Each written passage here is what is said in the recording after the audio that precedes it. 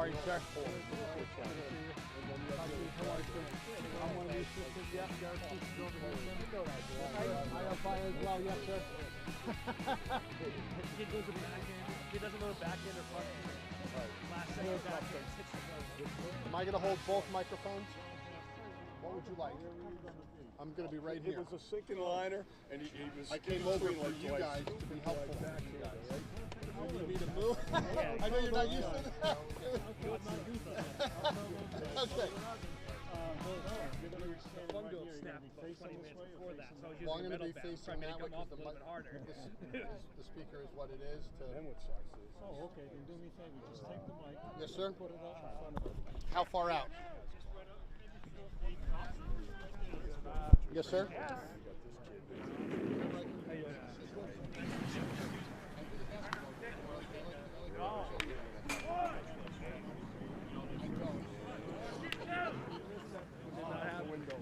I mean, the worst is too, he goes, it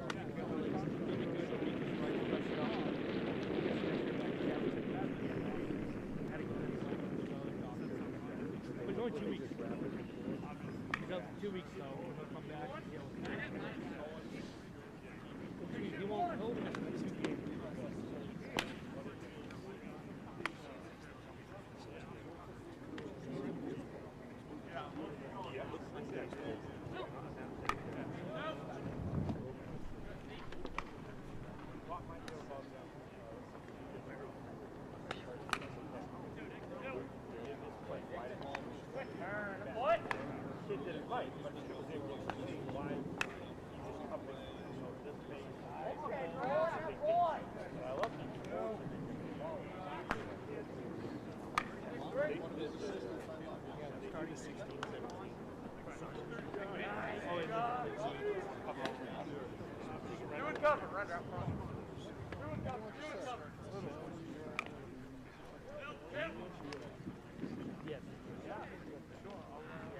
You're in the like there's a few up here that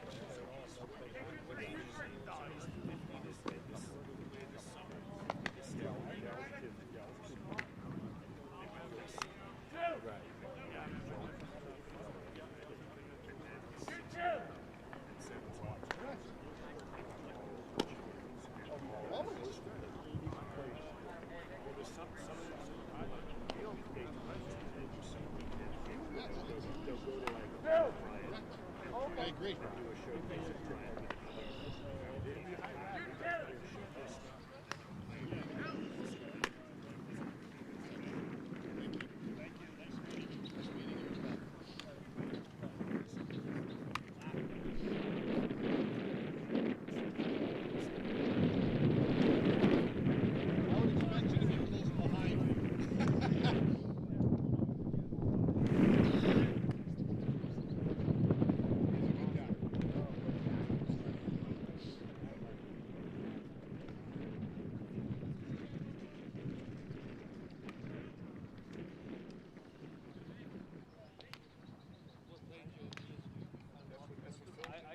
I used to go down to him all the time.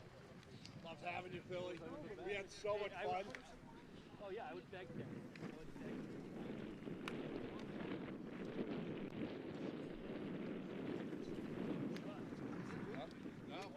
Yeah, midway through the season, I got an influx of you guys that were desperate to play.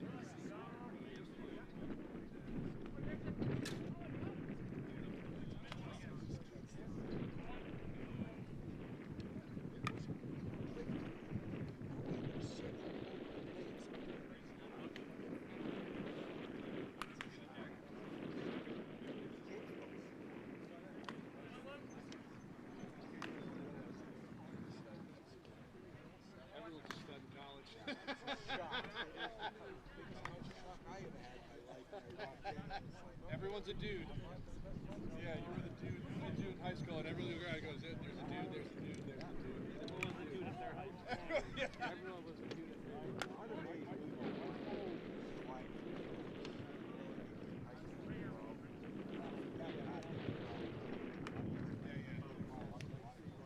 Monsters. They land of giants.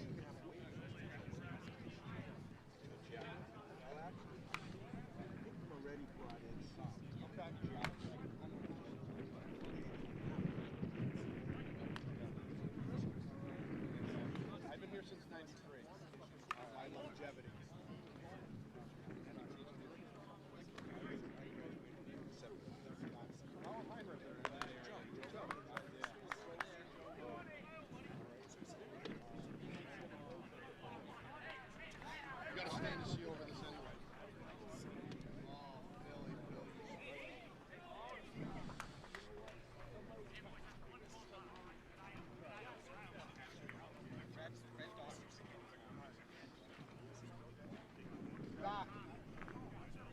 Jesus, am I doing this before or after ground rules?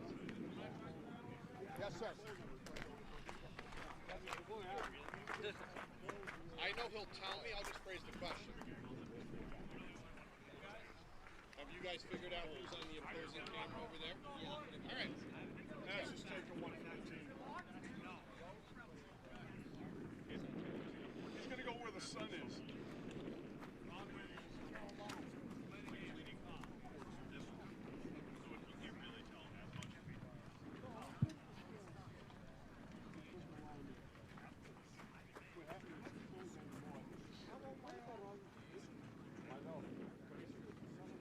Well, 18 didn't even pick yesterday, and 17 said one didn't pick. I know. Like Buffalo was the best. Swap it, then the Eagles, and Cowboys. Oh, yeah. Hey,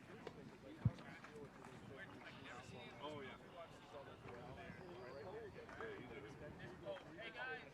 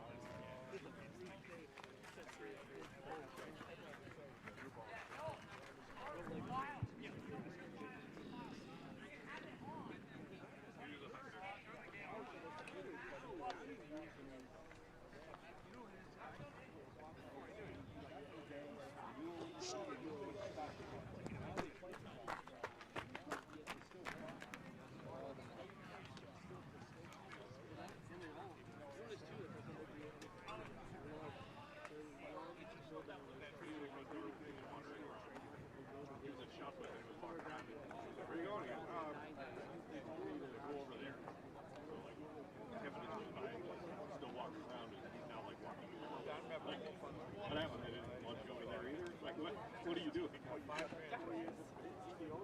Yeah, that's the deal.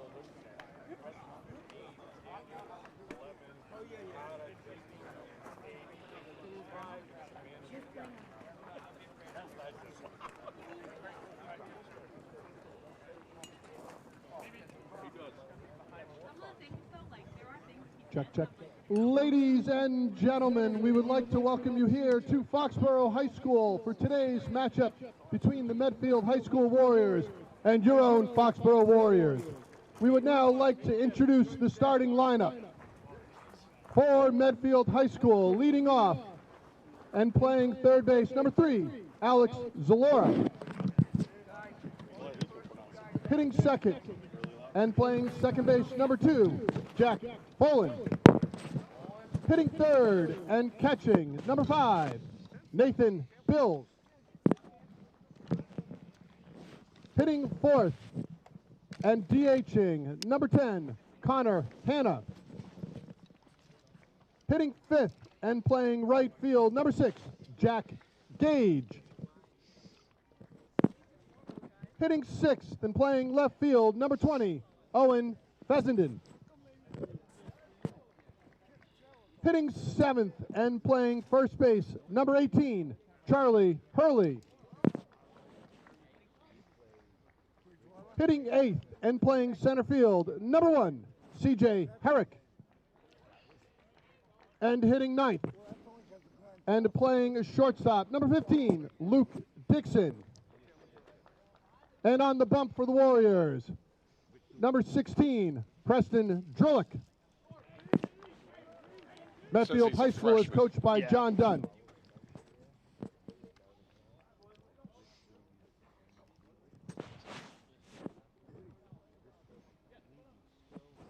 And now, the starting lineup for your Foxborough Warriors. Leading off and catching, number 10, Anthony Rigo. Hitting second and playing shortstop, number 13, Aiden Stowe. Hitting third, playing third base, number 2, Colin Trimble. Hitting cleanup and on the bump today for the Warriors, number 8, Braden Jones. Hitting fifth and playing center field, number 1, Nick Hardiman. Hitting sixth and playing first base, number 15, Matthew O'Keefe. Hitting seventh and DHing for the Warriors, number 19, Brendan Watts. Hitting eighth for the Warriors and playing left field, number 11, Hank Griffin. Hitting ninth for the Warriors and playing second base, number 7, Harrison Lamson. And playing right field for the Warriors, number 18, Paul Moran Jr. Foxborough High School is coached by Derek Seuss. We ask if you are please able to remove your hats and stand for the playing of our national anthem.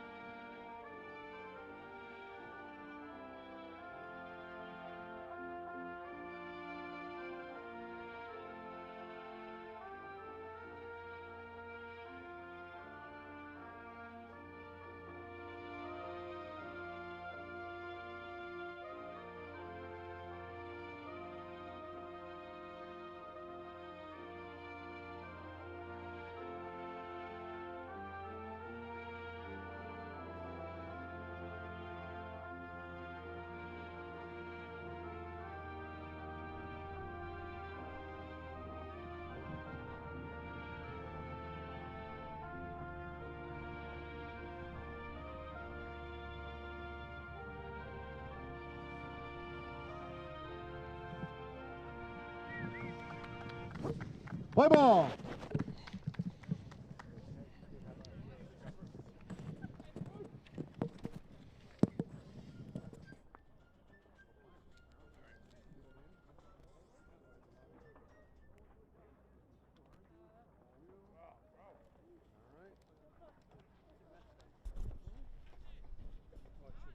Yes, sir. That's not going to spill, but thank you.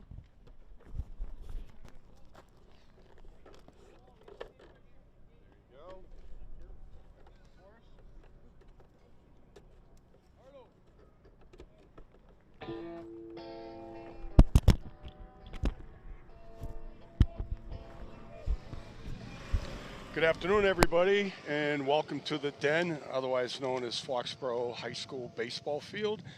Bringing you today's action, Doug Seuss, my partner Phil Thomas. Foxborough takes on Medway in a game between Warriors. We play a lot of teams with the same name as us, Phil. Kind of funny. We just played the Seekonk Warriors, and we're playing Medfield Warriors. But it should be a good game today. Medfield's head coach is John Dunn. His wife Tara is a gym teacher at the Hearn Middle School, so there's a tie there. Overwhelming. And Foxborough is coached by Derek Seuss, my son. Foxborough comes in with a record of 3-6. I'm not quite sure. I think Medfield might be like 6-1 or something like that. I know they're having a great season, Phil. Yeah, they're 6-2. 6-2. Foxborough's coming off a big win, though, on Wednesday. Big performance by Instow. Yeah. No hitter on the mound, then a 2-run home run. Yeah. And a 2-1 victory. Yeah, not exactly an ideal baseball day. Today's beautiful. The sun's out. This feels really good. See some of the short sleeves out there today, but great day for baseball. Foxborough wearing their latest new style of uniforms today as well. Their Borough version, pinstripes.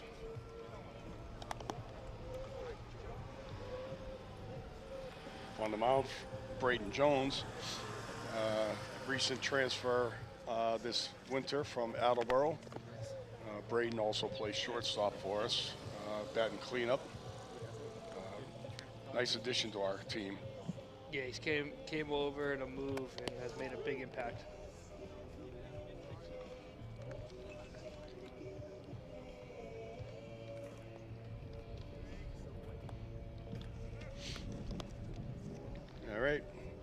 get ready for action right now.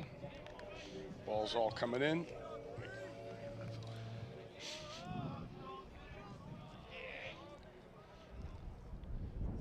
Again, we had the lineup earlier. If you're just tuning in, go quickly. Matt O'Keefe is at first base for Foxborough. At second base, we have Harrison Lamson. Shortstop is Aiden Stowe. Third base is Colin Trimble. Left field, we have Hank Griffin. Center field, we have Hardiman. And right field, we have Paul Moran. First pitch is in for a strike. Nick Hardiman in center field. Leadoff batter, Alex Zalora, number 3 for Medfield. All right, we got a high fly ball in the infield. Lamson, it falls in. That's going to be a hit. That ball hung up there for a while. It did, and honestly, that was a tough one because there's 3 fielders right there, and Harrison might have been better off yielding that to one of the outfielders. So there's a leadoff hit, unfortunately. And we have a strike for the first pitch.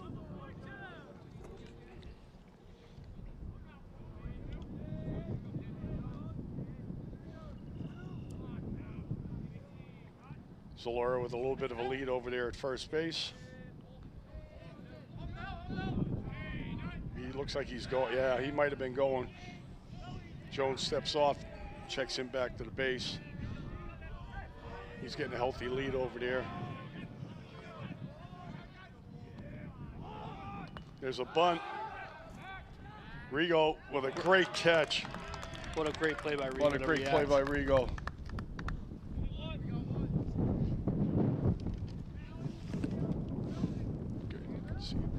So we have one down. The failed sacrifice bunt attempt there by Jack Folan. Up now is Nathan Bills, the catcher for Medfield.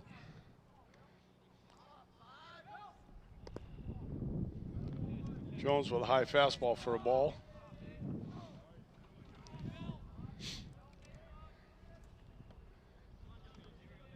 Well, obviously they were trying to move Zalora into scoring position with that bunt.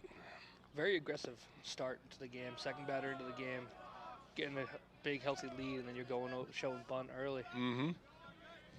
Jones falls behind 2-0 in the count.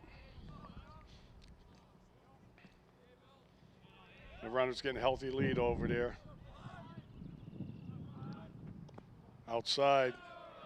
Well, Jones is going to work now. He's 3-0 on Bills here. Bills is probably taken. If he's swinging, then it's not good strategic baseball. There's a strike. All right. Now he'll be up there attacking the ball, anything close, if he gets something to drive.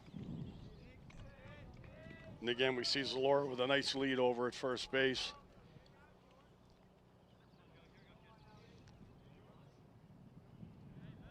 Oh, he has him. Almost had him. He had him leaning. Great move by Jones right there to get him a stutter step. Yeah, it makes you think. We're seeing Coach Dunn throw all kinds of signals out here from the third base coach's box.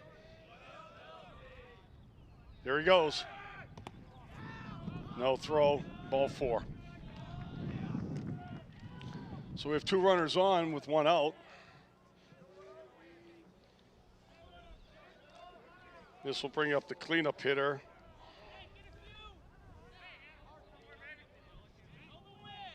Connor Hanna. He's DHing actually. Another lefty too. Yeah. 2 in the first 4 batters. Foxborough's infield is back at double play depth. Runner at first is not being held. There's an inside pitch. The one thing too for you folks at home, will remind you is there's actually pitch counts. And high school baseball, youth baseball nowadays. There's a strike. Unlike years ago, many years ago, when it more or less innings were counted instead of pitches. For varsity level, for example, Jones would be at 115. 115 pitches would be his limit today, and hopefully he doesn't get anywhere near there. Ball's low, 2-1 now.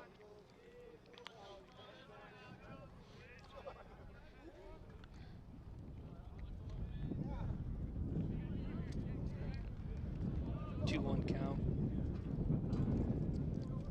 All right, checks his runners. Low with another one. It's 3-1.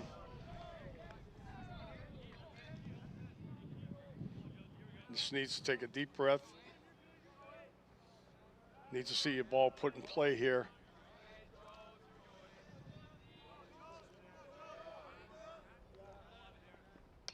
There it is. That's a double. Lamson gets handcuffed on that. They get the out at first base. Runners advance it. So we have 2 down with 2 on, second and third.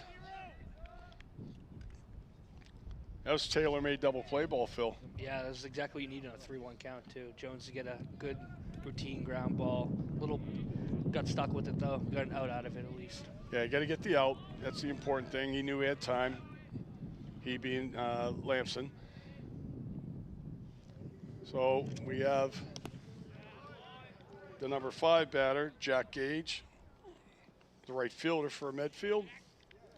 He swings and misses on the first pitch. Zalora with a respectable lead at third base. No one holds him there, which is common. Ball's a little high. Rigo goes up and pulls that one down. Evens the count at 1.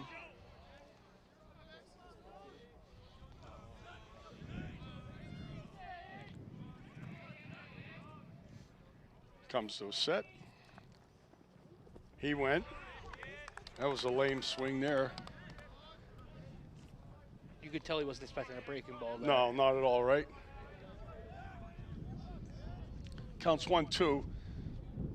Rigo wants to make sure he keeps this ball in front of him now. Pitch count like this, you often see an off-speed breaking ball. He got him with a strikeout. Ends the inning, so no harm there. Medfield strands 2 runners in scoring position. Foxborough coming to bat in the bottom half of the first. That's a great bounce back. I agree. I was just going to say he showed some perseverance there. Tough situation. His fielding wasn't exactly as sharp as it needed to be in that first inning, but he got himself out of it. So coming to bat for the Warriors of Foxborough, Anthony Rigo, Aiden Stowe, and Colin Trimble, the first 3 batters. Rigo's batting .318 with 11 walks in the leadoff spot. Yeah, and it's interesting, you know, I was thinking the other day when I saw him batting leadoff over in Seekonk, and he hit the ball really hard in that game too. Had a couple ropes. But the thing with him is he's a catcher. And last year our leadoff batter was also our catcher, Mike Marcasella. And it's just like, how often do you see your catcher batting leadoff? Yeah, I feel like it's not a very often thing, but I think last year and this year too, is both our catchers the last 2 years have been very smart baseball players. Right. They want to hit, but they know when to swing and when not to. Right. Which is huge. They're not going to go up there and get nervous or anything. They're very confident batters, and I think Rigo stepped into that role really well on both sides, behind the dish and hitting. Right. I also think too is your catchers, other than your shortstop, your catcher's probably your most athletic player, only because every pitch they're involved in the game. All right, and you know, obviously sometimes you see that, you know, a big lineman type of catcher, but more and more you see kids catching that can move, strong throwing arms, you know, things of that nature there. And both Mike Marcasella and Rigo here are, you know, built similar, very athletic, very gritty. So we'll see what we can generate in the first half of our inning and the bottom half of the first inning, I mean. And on the mound, our pitcher is Preston Drillick, left-hander. We're told he's a freshman.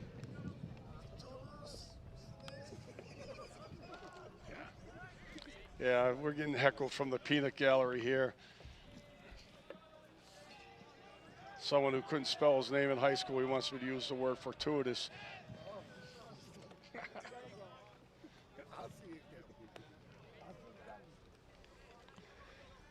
All right. Rigo steps in.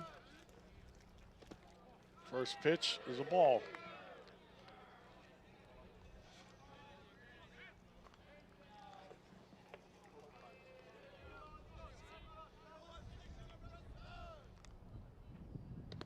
Inside 2-0.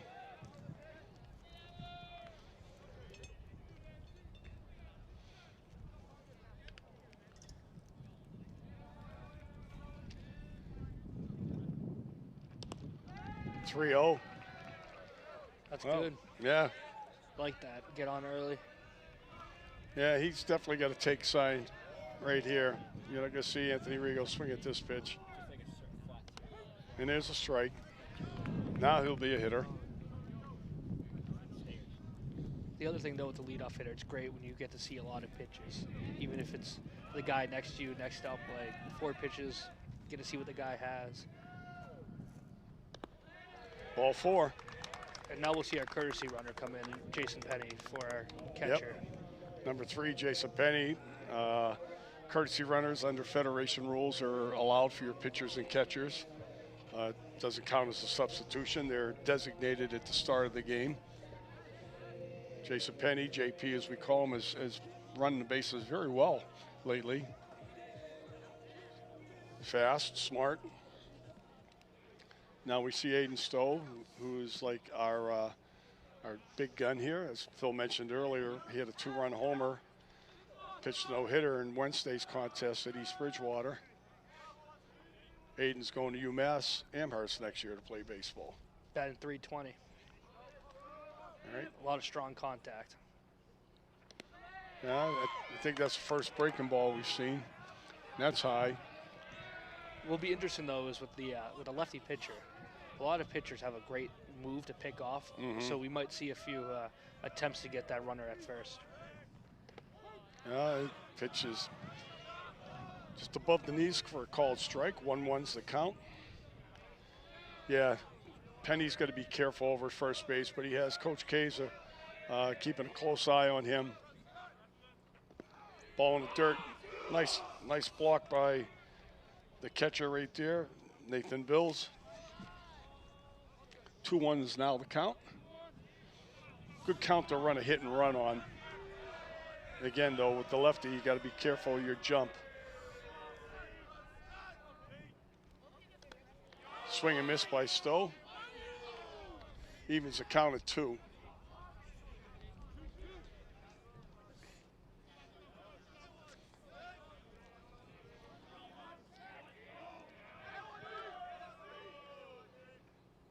High curveball. Count is now full. What do you think, Phil? You think he starts Penny on this one? I think you'll see him get a bigger lead here, but it'll be interesting to see just because I feel like with the breaking ball, it's a better chance of stealing. And even though it's 3-2, I don't see them throwing a fastball on him. No, he was going on a pitch, and ball 4, low pitch there in the dirt. So 2 walks. Foxborough's runners at first and second with nobody out, and come to the plate, Colin Trimble, third baseman. Foxborough's in a good spot here, guy. First and second, no outs. Starting early has been a thing we've been working on a lot this year, so I think having the opportunity here would be great to set the tone. Right. Stowe's not being held because the first and third baseman are both up even with the bags. Pitch is outside. Drillick is struggling here. This is likely the third game in a week for both these teams, so if you're not deep in pitching, this is the game that you're probably going to struggle a little bit more than usual. Foxborough, fortunately, has 3 starters that we can go to in a pretty solid pen, but I'm not sure what Medfield's situation is.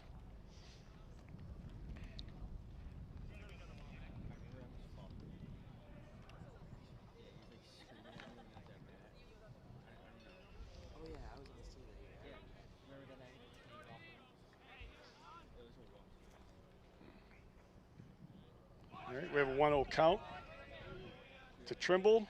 And again, we have Penny at second, Stowe at first. Oh, they're squaring a bunt. Trimble couldn't get it down, fouls it off. That was a pretty high fastball. Yeah, it was. You saw Hurley, the first baseman, charging on the play. The third baseman was holding, Zalora was holding his position. Inside. 2-1. 2 balls, 1 strike. Great hitters count where you could still lay down the bunt if you feel comfortable. Right. He's doing it. Going to take the out at first base. Penny hustles down to third, Stowe to second. It's a great way to do your job right there. Yeah, that's your number 3 hitter. You don't usually see that. You know, I don't know if we can get a replay on that or not, but you don't normally see your number 3 or 4 batter dropping bunts, even if they're trying to get on base with a hit. I mean, they're your power hitters in the 3 and 4 slot. But so the infield, the corners are up, but they're deep in the middle. We have Braden Jones. He takes a first pitch strike.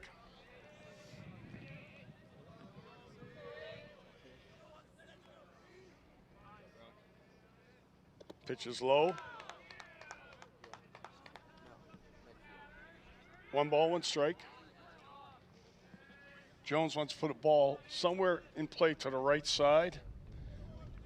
Second, between first and second base, or into the outfield to get that run home.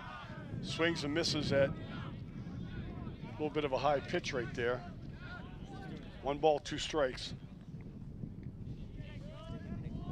Contact's important right here.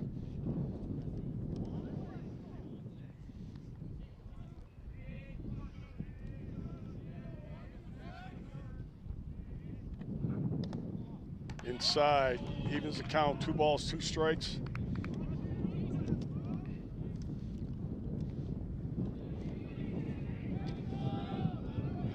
Trillick's pitch count has got to be in the teens already. He's at 18 currently. 18 already? There you go. Low, ball 3. Jones doing a great job battling back, 1-2. Yep.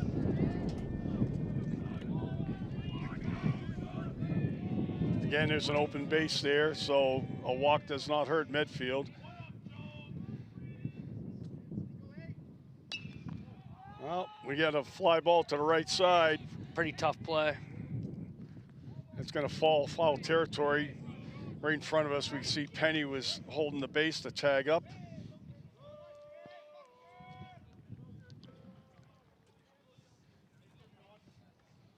Another life here for Jones. Yep.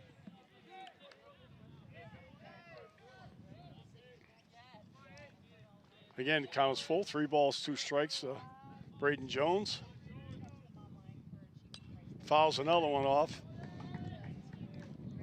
Back into the no man's land where there's probably 1,000 baseballs right now.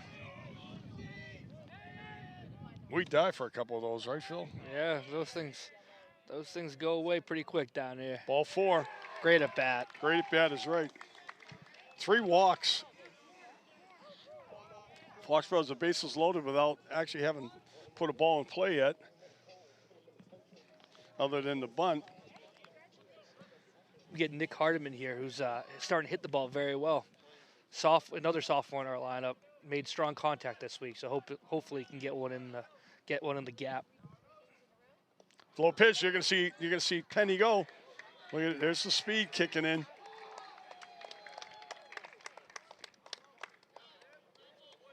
Runners all advanced, but Foxborough gets on the board.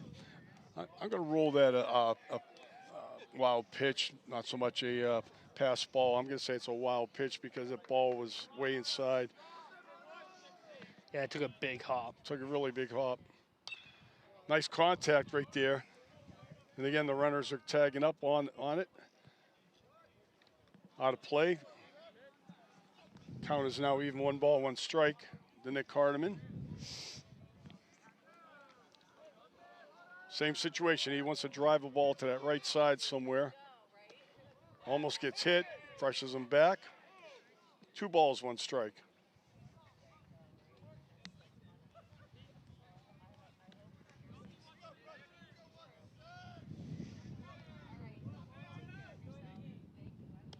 Ball 3.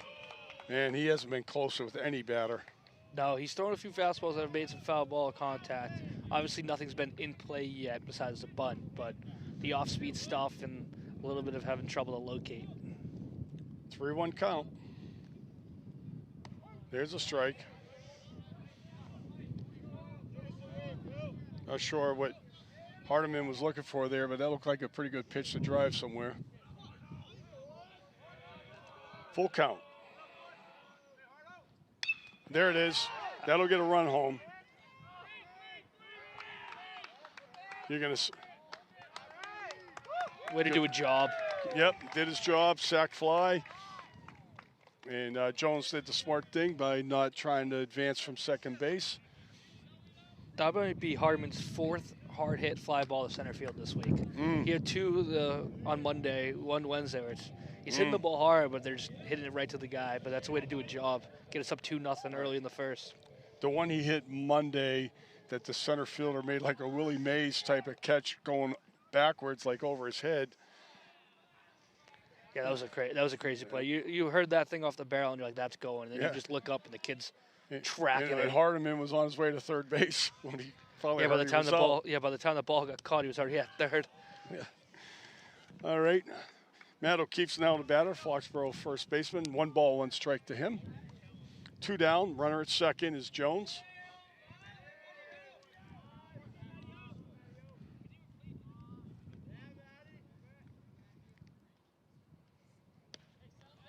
All right. Matt's in a hole now. 1 ball, 2 strikes. He's playing with a hurt wrist, too. What I was told the other day after the game, that Matt's not 100% right now, and it might be affecting his swing a little bit. Yeah, Matt's having a great year on the behind the dish, though. Hitting wise, he's batting .333, leading the team average wise. Oh, we got a commitment here. He's going to be out. He's going to bang him. Yeah. Indecision by Jones right there. So Matt O'Keefe will be leading off the bottom of the second inning for Foxborough when we come back to bat. Jones got caught halfway right there and decided late to break for third base. He gets thrown out. They'll go down as a caught stealing in the scorebook, but Foxborough comes away with 2 runs on no hits. Yeah, it's a great way to take advantage of getting guys on with walks, though. You need that, especially early in the game, kind of set the tone. Now you're playing with up 2 instead of being tied or down, so it gives you a little bit of more time to relax on defense. And what do we always say, Coach? Walks will kill you, right? Yeah. Especially when you're getting them to make contact in play. It's not like they're hitting gaps; they're hitting it to your guys. So those few runs when they're getting walked on and then a pass ball, it does hurt. Mm-hmm. Well, I'll go break in the action. Just go over the Medfield lineup a little bit more. Again, I mentioned John Dunn was the head coach. Assistant coach is Rafe Martinez. Then he has 2 volunteer assistants, Matt Lederhos and Will Bento, and their manager is Tanesi Hamos. So that's the coaching staff for the Medfield Warriors.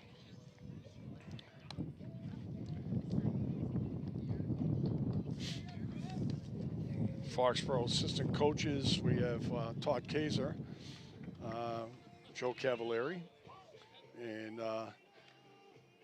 our man, Mr. Kays, Todd Kaiser. And Daryl Giannetti, the big D, I forgot. Well, it's quiet here. D's not here today. Yeah, so. I believe he's in Paris. Yeah. He's somewhere. He's somewhere but not here, and if he was here, we'd be hearing him a little bit. He's a great baseball coach, pitching coach. Played ball with Derek up at Franklin Pierce in college, here at Foxborough High School as well. They were teammates. So we go to the top of the second inning, Foxborough with a 2-0 lead.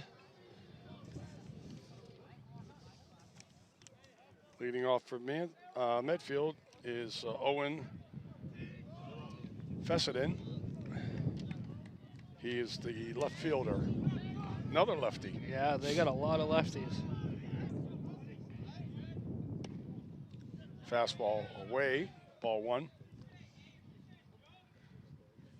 Well, they'd be built for their home field. They got a short right field over at Medfield. The wind's picking up too. Blowing it right. Makes those high fly balls a little bit hard to track now. Jones comes to deliver, and he gets a fastball strike. 2-1 is the count.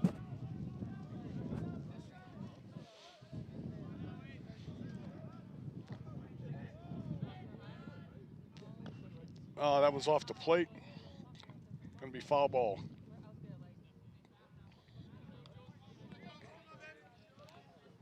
Two balls, two strikes to Fessenden. Jones set to deliver.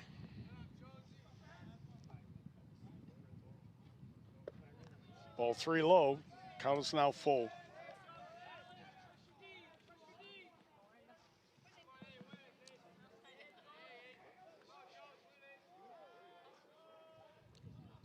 Got him on a curveball.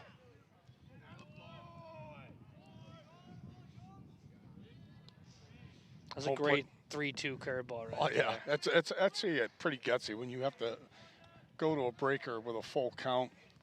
Home plate umpire went to his partner first base to check that swing. We could tell from here that he went. He committed himself. There you go. Good. Back-to-back breaking balls. Yep. Right in there for a strike, called strike. This is Charlie Hurley, first baseman. Jones misses outside, 1-1.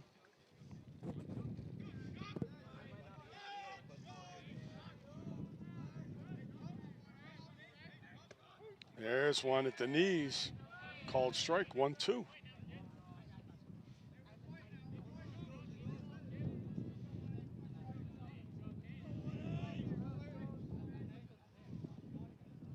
Got him on a curve again. Rigo. Oh, come on. Oh, man, I wish our replay probably won't pick that up, but Rigo, it was not a caught clean third strike, so Rigo has to get the runner out by throwing down to first base. He pulls Matt O'Keefe off the bag. So it counts as a strikeout, but it does not count as an out. So we have a runner at first with one down now.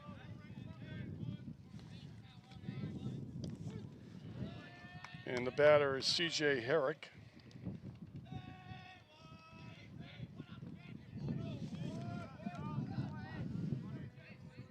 I'm real curious if Matt actually ball one right there.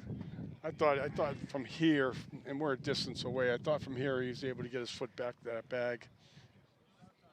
Sometimes, too, when you're not sure and you hit that extra 2 feet to make sure, right, the umpire doesn't even realize because he sees you keep fighting trying to find it, where he might not even see it clearly, and maybe you did hit it, but you going for 4 times. We're going to see a replay here.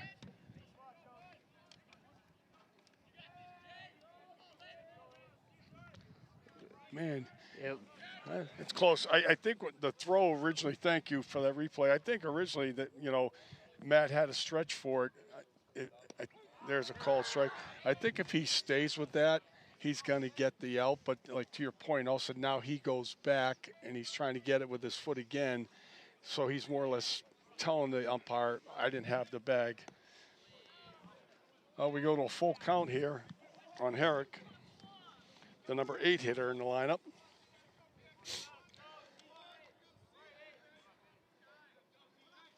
We'll see if we get a runner going on this. Nope. Ball 4. So Jones, once again, has got runners on base, getting in a little trouble thanks to an error and a walk. We're at the number 9 batter. This is Luke Dixon, the shortstop. Top of the order is on deck. Now with your 9 hitter and you have someone on deck, you could see a bunt. Another situation to try to get 1 run, get back into it, make it a 1-run game. Well, he's up there hacking at that first pitch anyhow. Yeah, but not a bad strategy. I mean, sacrifice the guys over for the out, but you get 2 guys in scoring position. Then you have your top of your order right behind. Top of your order, right. Ball high.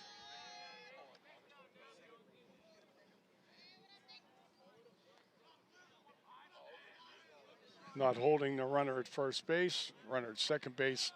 Lampson's going to check him. He's going to pull back. Pitch is low from Jones. We go to 2 balls and 1 strike.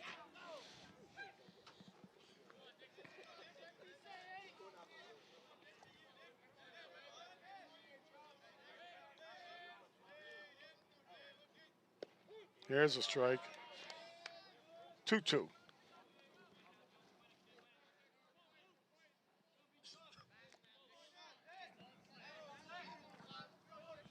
All right, let's see what we come with here. Gets him on a low fastball. So now we have 2 down in the top of the order coming up. Zalora.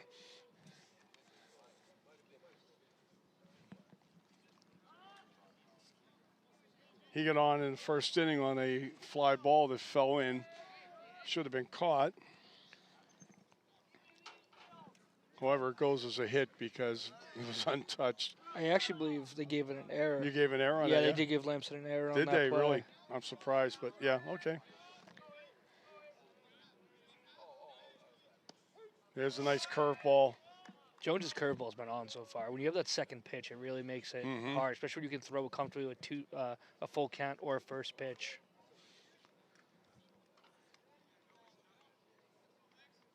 Comes all set.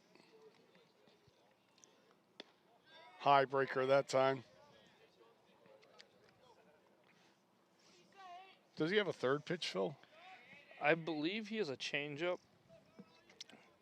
But it was one of those things, too, where it's like he likes that low fastball. So from this angle, it's kind of hard to tell whether it's a fastball or changeup. Right. Because it comes in a little bit slower, but I mean, like that right there looked like a changeup. Right. As it drops. I was in there for a ball, 2 balls, 1 strike.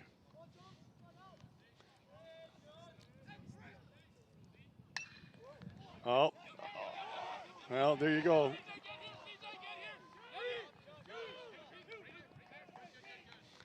So basically, there's an unearned run right there. The guy who scored was the runner who struck out and was safe at first on the error. So now we have runners at the corners with 2 down. And Jack Fullen checks in at bat. He had the pop-up bunt. Yeah, that's right. So here's a replay. This ball's well hit. Yeah, Jones just puts the ball over the middle of the plate. And just a little bit, liner. Yeah, a little bit out of the reach of Owen Stowe. The runner's going. Foxborough runs the cutoff play. No advancement by the runner at third, so we have a stolen base there. So runners at second and third with 2 outs. Had a called strike on the pitch.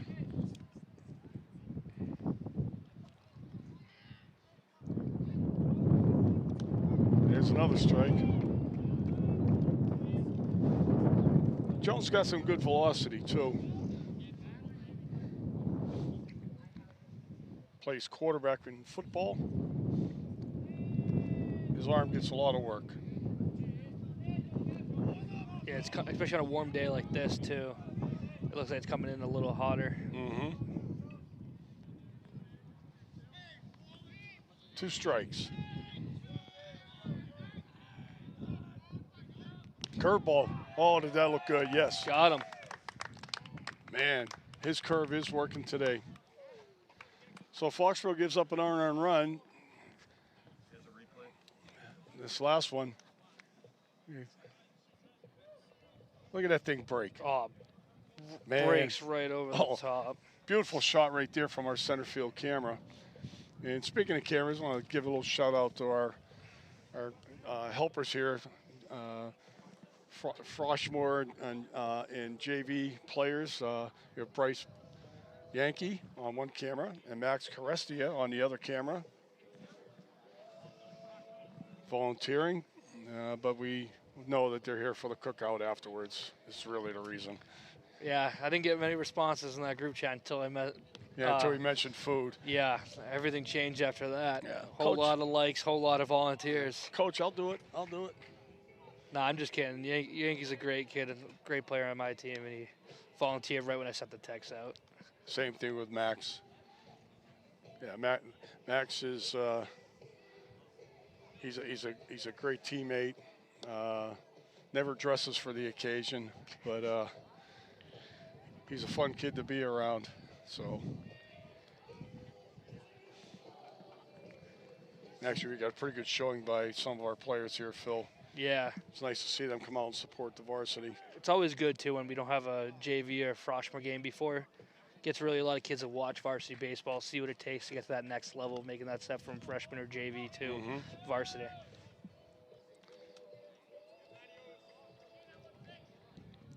Yeah, without a doubt, they need to see what it's like. We can tell them what they have to do and what it's like, but until they actually see the pace of the game and how it's played,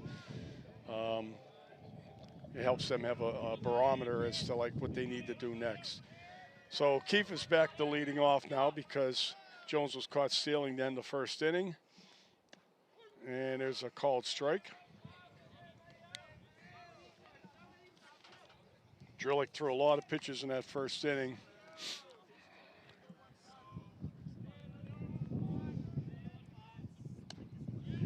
All right. Quickly 0-2's the count on Matt O'Keefe.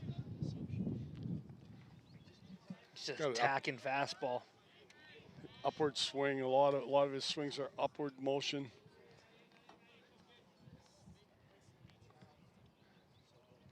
We'll see what Drillick decides to throw him here. He's ahead in the count 0-2.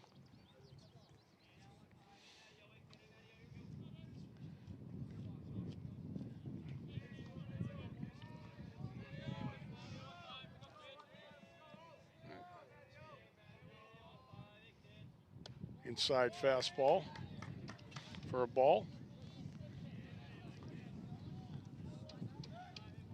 O'Keefe did get off to a really good start this year too. A couple multiple hit games. Fouls one off. Keeps himself alive.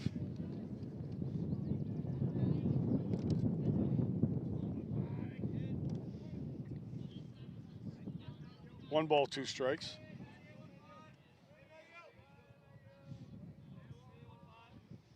There's a curveball. He misses. 2 balls, 2 strikes. That was a good time to mix it up and throw a curve. And you'll see him go back to a fastball here after that. There it is outside. O'Keefe works it to a full count. Good at bat on his part. Again, even if you aren't successful getting on base, if you can bring that pitcher's count up. Ball 4. That's a great at bat. What a great way to bounce back. 0-2, and he ends up walking. And now we see Foxborough's designated hitter, Brendan Watts. B. Watts, as we call him.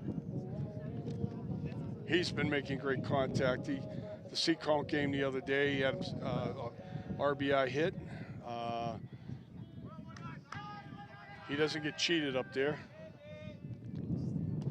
Yeah, B. Watts, too, is a kid that he's been with us on JV the last 2 years, but ended up getting called up at some point, courtesy of his hitting and his ability to swing the bat, and now you find him as a junior being the DH most games this year. Right. found his role, and he's doing very well with it.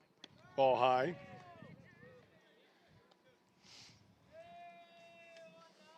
Coach Seuss flashing signals. I think we just had a little bit of maybe of a missed signal or something by the reaction. Mm-hmm. There's the that's a great beautiful bunt. Look at this. Throw that ball away.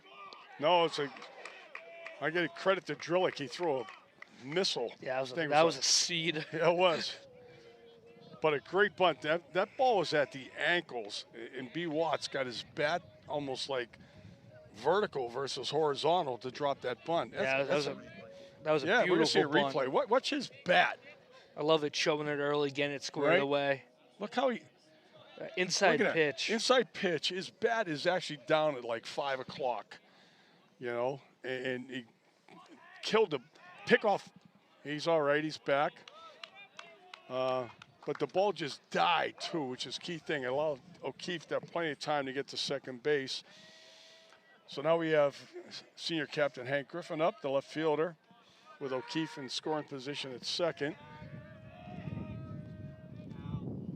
Low pitch. Hank's due for a big hit here.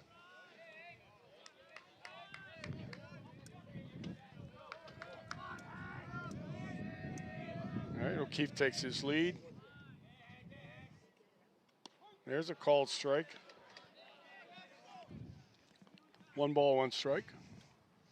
So that's one of those fastballs where you might not see a better one than that to take advantage of. Yeah. Now he swings at something that's a little bit higher. Fouls it off to the right side into, again, no man's land. 18 guys on the bench. Nobody's going after it. Well, no, there is Bissell. What a surprise. One of the usuals. Low. The ball drifts away, but not enough for O'Keefe to advance. 2 balls, 2 strikes.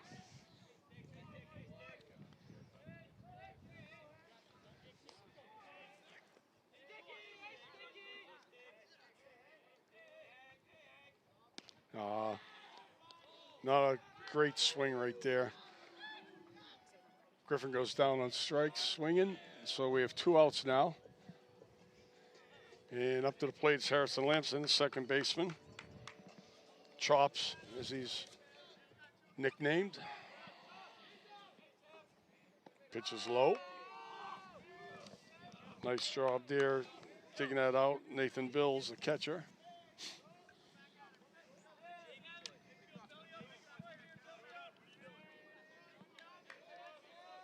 All right, here we go. Drillick delivers right down the middle.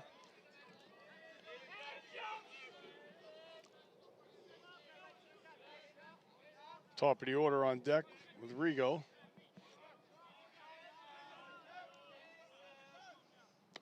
That's high. 2 balls, 1 strike.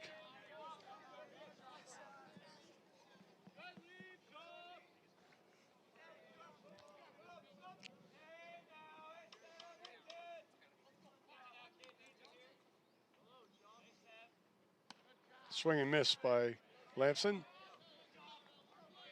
2 balls, 2 strikes.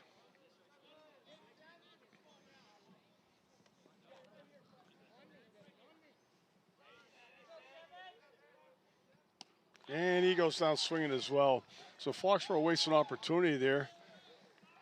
Yeah, out of the 4 batters besides the bunt, I feel like, I don't know if he's starting to pick up on his fastball or if it's moving a little bit differently, but I feel like that those 4 batters had a tough time catching up to that fastball. Yeah. So after 2 innings, Foxborough Warriors 2, Medfield Warriors 1. And I think we'll become right in the heart of the Medfield lineup when they come to the plate here.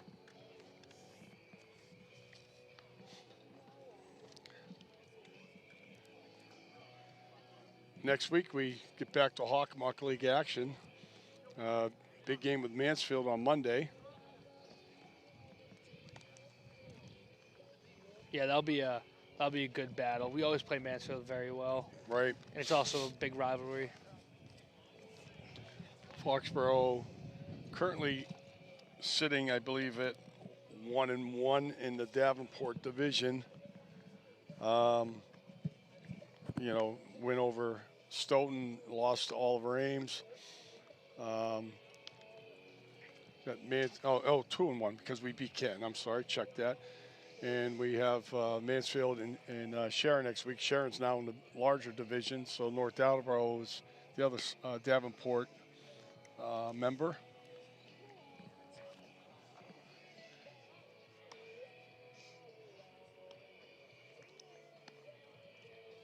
Approaching, what are we, 3-6? Yeah, this was game 10, so we're at the halfway point after this game. 10 games remaining on the schedule. Goes by quick. It does. We do have a rematch with Seekonk, but other than that, it'll be 9 Hockomock League contests.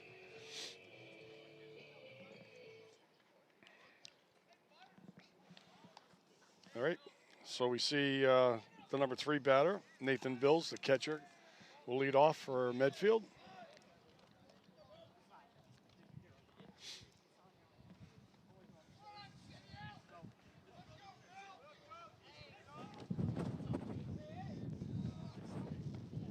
Jones starts off with a breaking ball for called ball.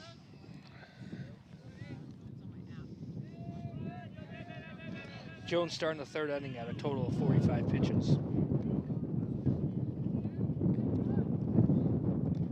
There's a strike.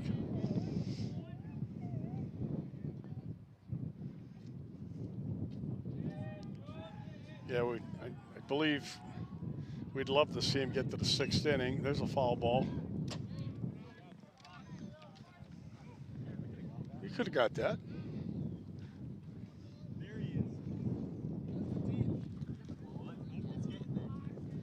One ball, 2 strikes.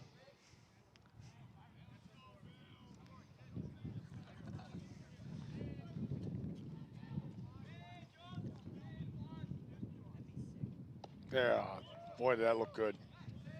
Not sure where he missed with that one.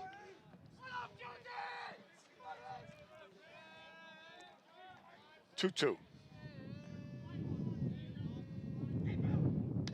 Oh, he hung the curve and nice piece of hit in there.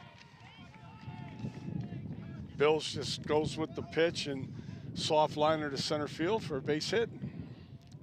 Yeah, it was a great way to get down to the curve, take advantage of it, and just get it into play. Good liner. Yep, and now we'll see a courtesy runner for him. Yeah, watch his bat right here.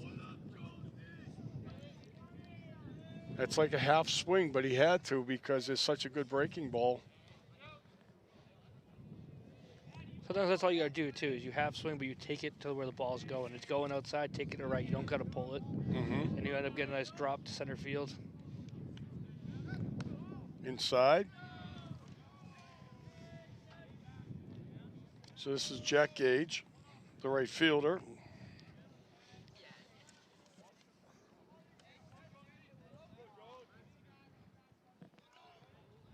Got a runner going. Not the best throw from Rigo. We have a stolen base by that courtesy runner. I don't have his number. I can't see. It looks like Folan, maybe number 2. Not quite sure. I have to wait till he gets a little closer, turns his back, one or the other. We got a foul ball over our head here. All right. Doesn't look like. Got a good grip. Yeah, never really stood grip, a chance. Right? Yeah. So we got 2 balls, 1 strike. Going. We got steal in a third attempt. Yeah, he's going to be safe. Aggressive base running here by Medfield. It's number 8 is the courtesy runner, and that's Adam Farney, or Farn maybe. Sorry if I mispronounced that. So Medfield now has a runner at third with nobody out. 2 balls, 2 strikes on Gage.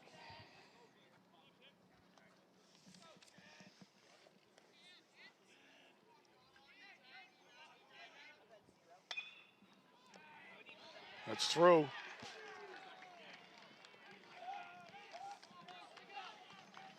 All right, Medfield has battled back to tie this up now.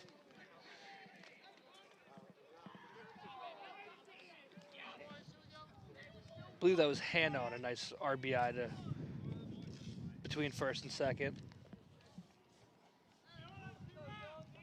Oh, I'm sorry. Yeah, Hannah was. Gage is up now. Gage is up I now. saw 0 and I was like, wait a minute. Yeah, no, I went ahead of myself in the slam. Oh, beautiful bunt. All right, Lamson does a good job. No, it's Matty O'Keefe, actually. I checked that. Matty O'Keefe with a good stretch that time. Nice throw from Rigo. Gets the runner. Really good job by Gage. That was a great job by Colin Trimble as well. That he charged in, but he saw that the guy at second taking that round turn. He flew right back. Back to, yeah. Because their coach was trying to get his attention, too. I was like, I don't know if he was yeah, trying to send try him. to get another one out of it, right? Take 2 bases on that bunt. There's a pretty good drive out to Hardiman. And he's tagging. A little delay here, too.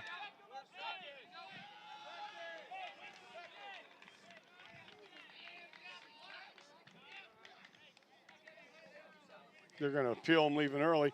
And they got him out. Got him out. Well, you know, he kind of way he came off the base, it was awkward because it's almost like he was unsure about going. Yeah. Well, there's no appeals, so no instant replay anyhow. But we do. Could we get a replay of that? We have a replay, but there's none for the umpires.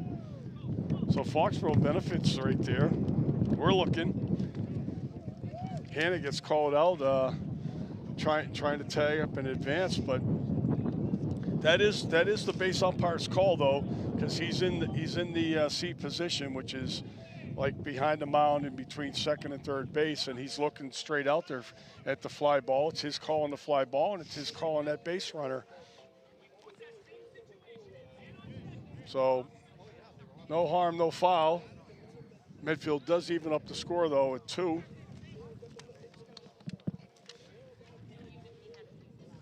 Now we got the top of the order, 2 in a 2-2 game, bottom third. Yeah. I think too is like sometimes when you have that, like you're so worried about tagging up that you don't even realize because you're like, oh, like caught and go, and it's like sometimes you don't realize where you are on the bag. Right. And like, or it's like, oh, he caught it, but it's not in the glove yet. Or it's one of those things too, where it's like even third base you see it. Sometimes like a kid's just so jumpy to get to that net, get home, or get that extra bag that he leaves that extra second early, and that's all the umpire's doing in that situation. He's looking for the tag more than he's looking for the catch.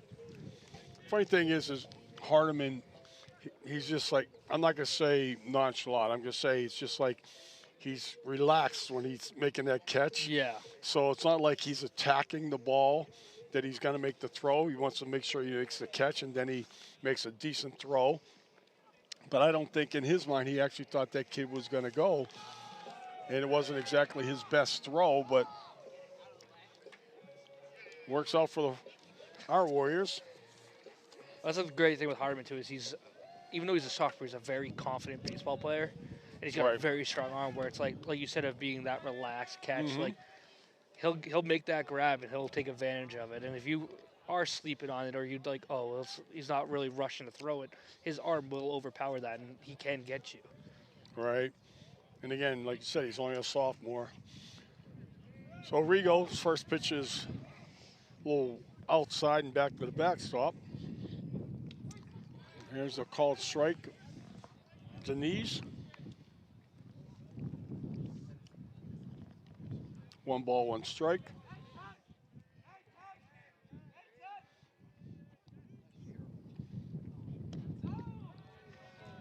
Two balls, 1 strike.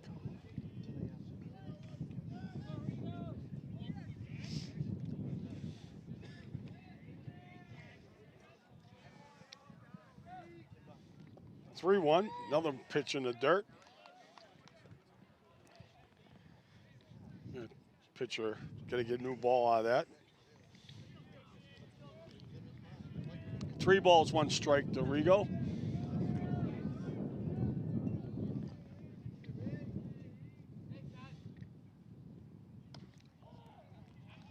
Oh, he called that a strike, huh? Yeah, I've noticed that he really likes that coming down knee level. I feel like he's got a few guys on that now. Count is full. Ball 4. Height-wise, that one was better than the previous pitch, but obviously off the plate. Now we'll see JP come back in to Right. run for Anthony Rigo. Where this now adds that aggressiveness too, is like that quick base running. Oh, the tag up. Okay. Yeah, as you can see, the umpire's right there looking at him. Well, maybe because he was indecisive about going originally, the umpire thought maybe he did leave early. Oh, there's that's a shot. A rip by Stowe. Oh, what a grab. What a grab. Wow. Well, that was a great play by the center fielder there. Yeah. That'd be Herrick. Yeah, C.J. Herrick, he backpedaled the whole way, which is probably the most difficult way. This is like not easy to catch the ball this way, but Aiden Stowe gets all of this thing. And of course, the runner on first has to advance down to second because he thinks the ball's going to drop. Yeah, you can't hold up that guy at first because in a situation where that ball drops, now you're holding the guy at first and second instead of getting third and home. Exactly. Well, Colin Tribble now comes to the plate. There's another low strike. It's 1 ball, 1 strike. Well, I tell you, Stowe hits the ball hard.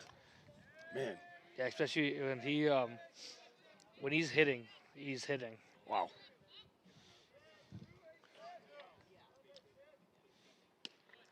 Swing and miss by Trimble. And you think back, Stowe's been on varsity since his freshman year. He was playing right field at the time, and they were hitting for him. He was basically there as a fielder. They were DHing for him, and he's worked really hard to put himself where he's at now.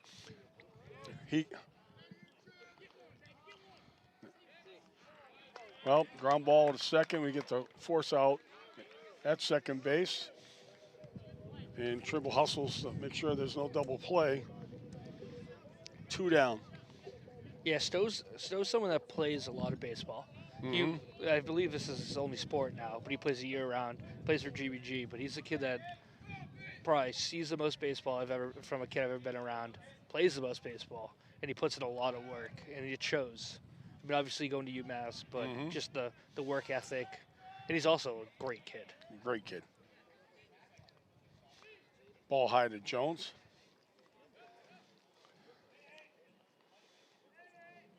What's interesting, I haven't seen this lefty take one throw over, which is interesting because you think of a lot of lefties have a great move or just get them off that but I haven't seen any throwovers yet, which is surprising. But Foxborough hasn't taken a really generous lead yet to kind of test that, so I don't know if he's just waiting for that time to really catch them. Because you don't want to give them that advantage of seeing it. Seeing what your move is especially if the move isn't like a really slick move where it's a little bit more of it's obvious. You don't want to show that right away if they're not leading. All right. Jones walks on 4 pitches. Yeah, I know what you're saying. It's just like, if his move is really good, you don't want to tip that off when you're not going to get the guy because, like you said, Foxborough's not taking really big leads. And if it's a bad move, you certainly don't want to tip that off either. But, yeah, as a lefty, he's looking right at that runner. And now you see Jones with a healthy lead, but he's not being held.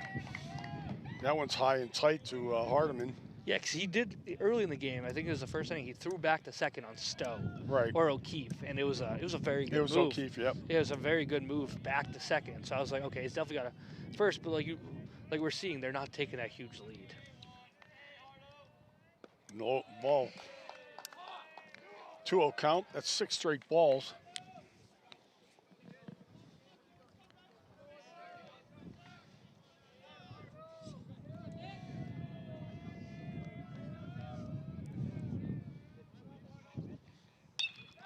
That's a great piece of contact. No, he's not going to be able to score on this.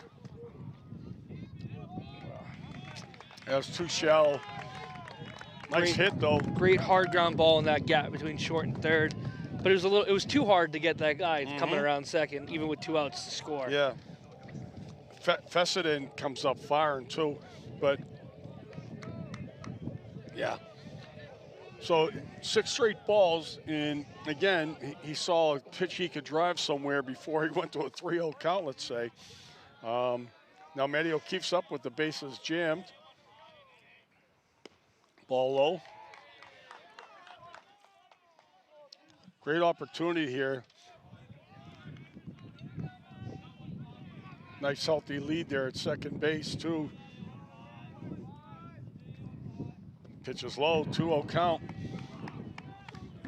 Jones has the speed too that anything that just makes it through the infield, he can score. Especially with the lead he has.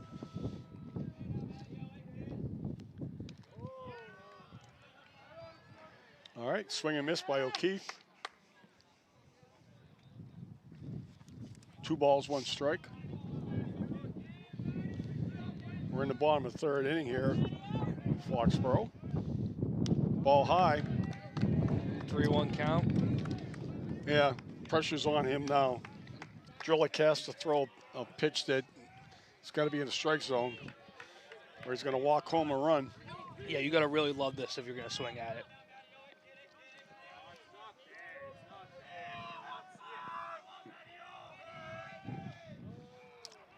That's a great time by Matty O'Keefe right there. Just kind of seeing the weight. I let him get a good situation, take advantage of it, call the time, kind of get in that pitcher's head a little bit. All right, here we go, Drillick. O'Keefe fouls one off. Well, now we're full count, so you're going to see the runners going on the pitch. The good thing about them going on the pitch, though, a routine ground ball or a little blooper scores 2. Because they're both leaving right when that leaves the hand. So you'll see Jones' speed coming to impact and turning that third, just get home. He struck him out.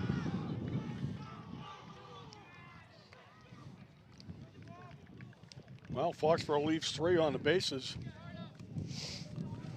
We head to the top of the 4th inning now with a 2-2 score. Wow.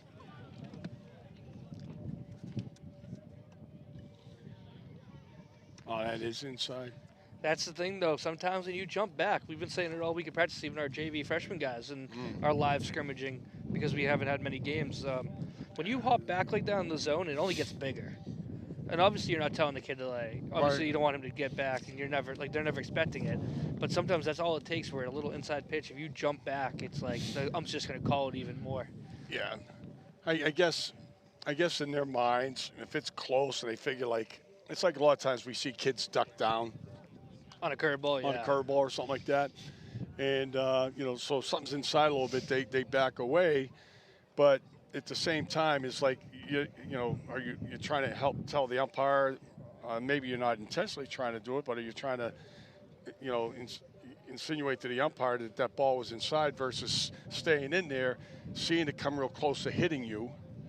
All right, and then all of a sudden he realizes that you're off the plate, and yeah. Yeah, definitely. And I think too is at first before he rung him up, when he jumped back, I saw it. I thought it skimmed the jersey from the way it moved, but then you look at the replay and you're like, oh, him bouncing back like that kind of makes it more, and to where it's a little bit, it's inside on that plate in that box area, but just that hop back. And I think too is sometimes when you have a good curveball and like you said with the bend or the jump, and then the jump back on a fastball or a low reaction on a low pitch, that's sometimes all it takes. Where it's not even where the ball ends; it's your body reacting, and the ump's ringing you up on it. I know from umpiring myself a lot of times when that batter, I look at where his stance is before the pitch is delivered, and on that curveball, for example, when they drop down, all of a sudden now that ball's at eye level, and you call a strike, and the coach is like, that was up at his eyes, and you go like, it wasn't when he was in the batter's box. On the pitch he dropped down, he just took a foot off the strike zone. So makes a big difference. Makes a huge difference. So Charlie Hurley is leading off for Medfield. Is he going to get a check out of that one?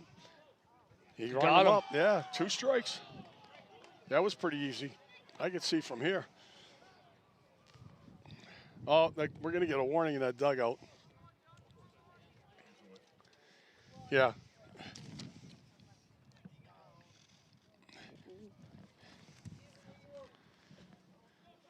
Again, someone got a warning coming over this Yeah, way? from the bench. So Coach Dunn's being called over by the umpire to get his dugout under control. This was one of the ongoing issues too with not just high school baseball but youth baseball too. Is a lot of the behavior in the dugout is becoming more and more unsportsmanlike, and some of the comments, especially directed at umpires. There's a shortage of umpires, severe shortage of umpires, and both Phil and I, our games we get one umpire because they can't supply two. When I started umpiring, almost 20 years ago, there was always two umpires for JV games, freshman games, every game. Now you're lucky you get one, and it's because guys just don't want to do it. They're taking too much abuse. The MIAA is trying to clean it up a little bit too by enforcing suspensions and ejections. I mean, you'll even see it too with the Little Leagues. I feel like if you go down to a Little League park, you see a lot of signs that say like, hey, let's keep it under control, or get us out of the Red Sox, which is like, I don't remember ever seeing that, but yeah, when you have a shortage like you said, it really does make that difference where that shortage is. Right. Because how you can't play a game without a referee. That's it. Or a game with an umpire. It's like, it just makes that difference. You see it in basketball, football, like you have multiple crews. And if you barely can get two for a high school game, especially get to that final, playoff tourney, when you get 3 or 4 umpires per game to make sure it's cleaned up pretty well. Grounder to Stowe, he attacks it, and he makes a bad throw.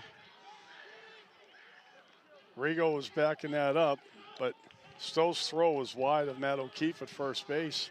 So we're going to get a leadoff error and a runner at second base for Medfield.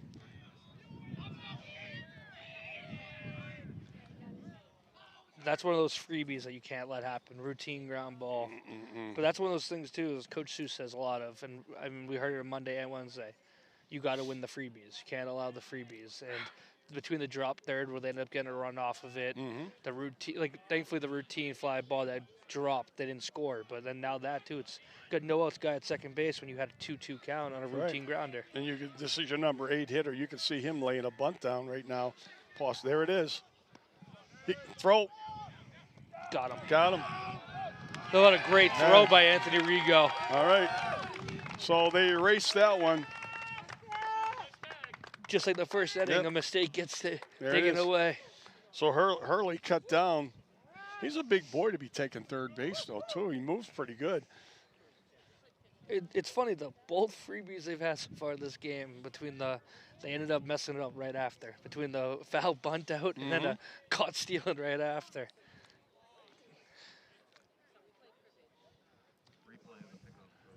Yeah, this is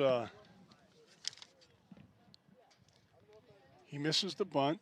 Double pumps, too. That's a great throw. I mean, double pumping again him still is awesome. Because usually when you see a catcher go that double pump, it's hard to get that guy. Trimble was there waiting for the throw, too. So we have 1 ball, 1 strike. 1 out now. Good job getting that tag down to where the foot meets the glove instead of the bag. Ball hit straightaway center field. And again, Hardiman looks so comfortable. Yeah. He's gliding over like, yeah, I got this. 2 down. Brings up the last batter in the order, Luke Dixon, shortstop.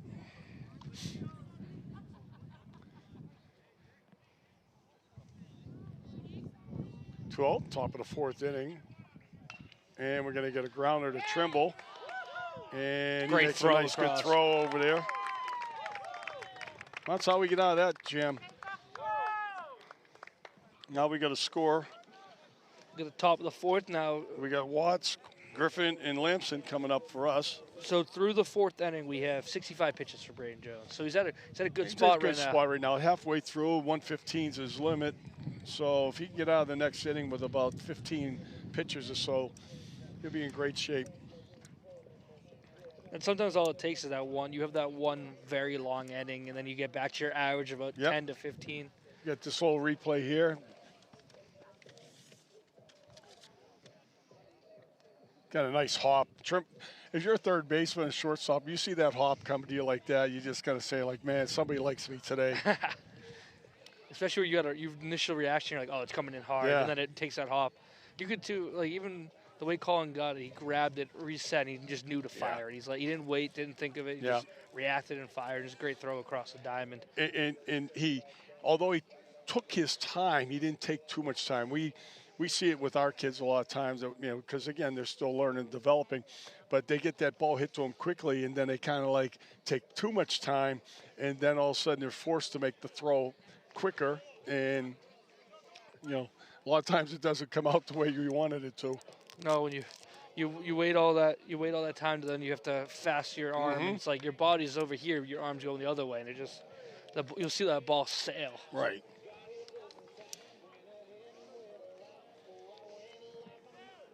So Watts, Griffin, and Lamson come to the plate for Foxborough.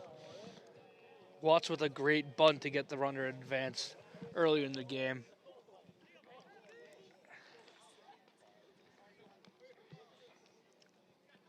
Nice crowd to watch today's game, too. I know it's a vacation week for the kids, but a lot of parents here. Some are playing hooky today from work. Such a beautiful day. They had to take advantage of it. Noon first pitch. There you go. Good cut by Watts. The ball does jump off his bat.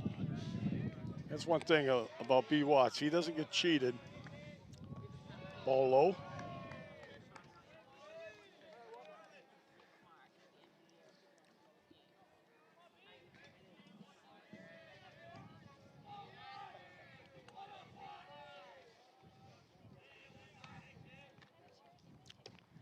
Check swing. He's going to get called on that one.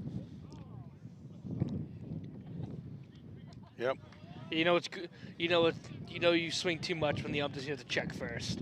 He rung him up behind. Well, he's now in the hole. 1 ball, 2 strikes.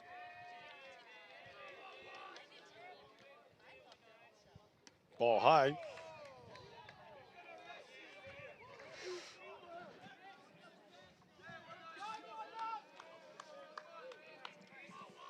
Really comes to a set. And again, Watts digs one out of the dirt there.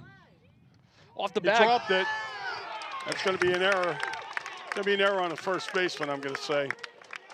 He dropped the ball.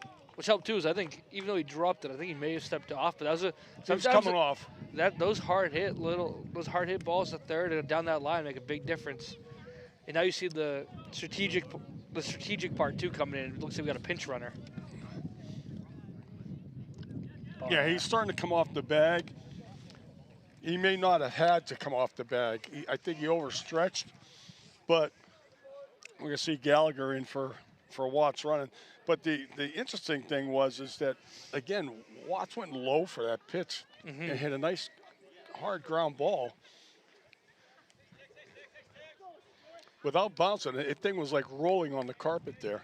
Yeah, you know what's great too is like when you get a low pitch like that, you see a lot of guys pop it up or go down almost like a golf swing and they flare it up or they don't get under it. Well, he went a strong approach, got a hold of it, nice little hard grounder.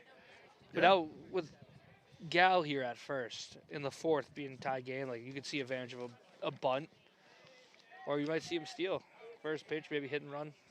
Well, again, we got the lefty up there, so on the mound, and we haven't seen him throw over yet. This could be the time. I mean, if you got to move, this is probably the time I'd use it. You want him to get into second, having our top of the order right behind. Right. A little bit of a pause here. Yeah. TV commercial. Hank was squaring the bunt.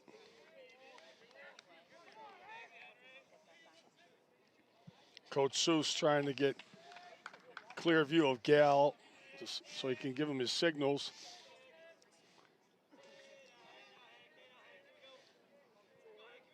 He might be throwing over. There it is, first time.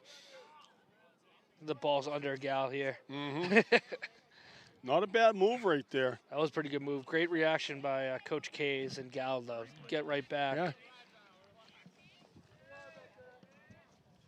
it's a great camera shot right there. Oh, yeah. That was a good move. Hank, with the bunt, fouls it over the backstop. So now we know why he's been waiting to hold that that move until now, because that is a very good move. You don't want to give anyone that intel on that. But that's a huge miss right there on that 1-0 bunt. Right. 1 ball, 1 strike now. Got to get the ball in play. Gal's going. Hank puts the ball in the air. It's going to just end up being a fly ball to right field. Good job by Gal to get back. Yeah. That's a huge missed opportunity, though, for Foxborough. Yeah, it is. Especially where you have Lamson, who's actually a magnificent bunter. So it's like you could still go for the bunt, but guy at second with a bunt, it's a lot easier than a guy at first with an out. So we have 1 down. Lamson, the last batter in the Warrior lineup, with Rigo on deck. Top of the order. We see over in the distance, I can see someone warming up for Medfield. Another left-hander thrown over there. Lamson swings and misses.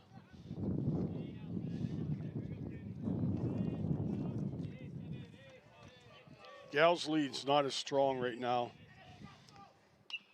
And Lamson fouls it off, so he's quickly in a hole 0-2.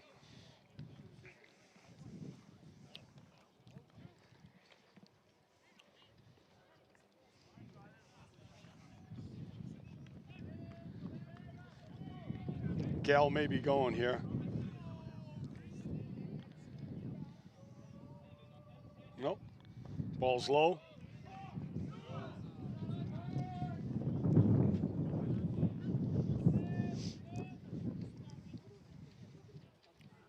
One ball, 2 strikes.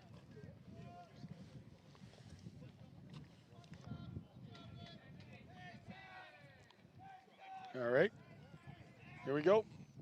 Oh, Lamson charges that one. He's got him. He's got him over. Gallagher may score. He's got the step on it. Nope. What a rip by Lamson. Rip by Lamson there. No.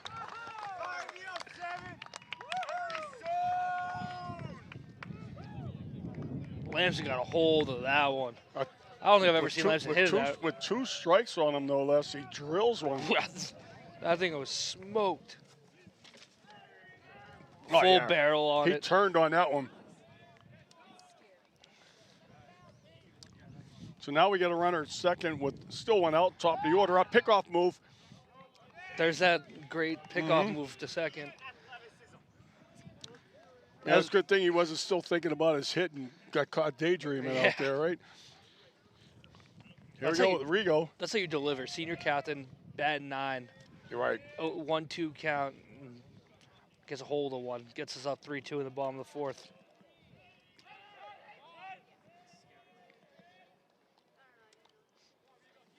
All right. Drillick gets called strike there. See that again, the reaction. And he calls the inside strike. Now we're going to see this ball where it's driven to now. Oh, yeah. Now we're going to pop up the right side. Tough sun. Oh, what a grab. What a grab. That is a great play over there by Hurley. Now we have 2 down.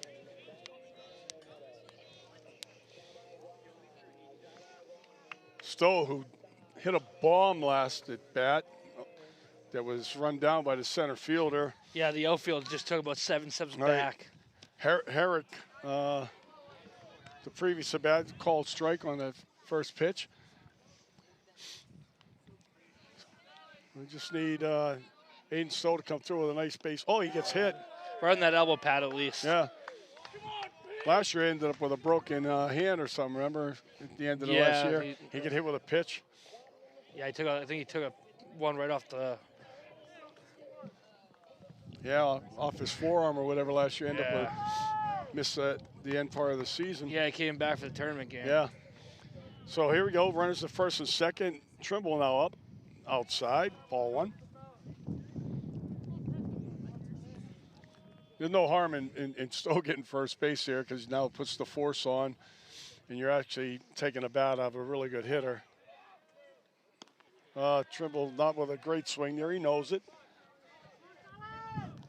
Yeah, that reaction by Colin right there says I should have ripped that ball into the outfield. Ball high. 2-1. 96 pitches. This Probably the last inning. This could be it. Like you said, there's a guy warming up over there. All right, 2-2. Colin just needs to put his bat on it.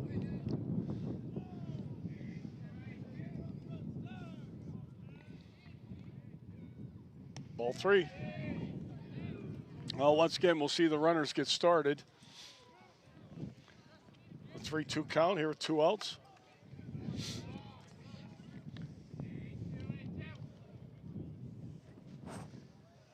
And they're off. There's a foul ball. Reset.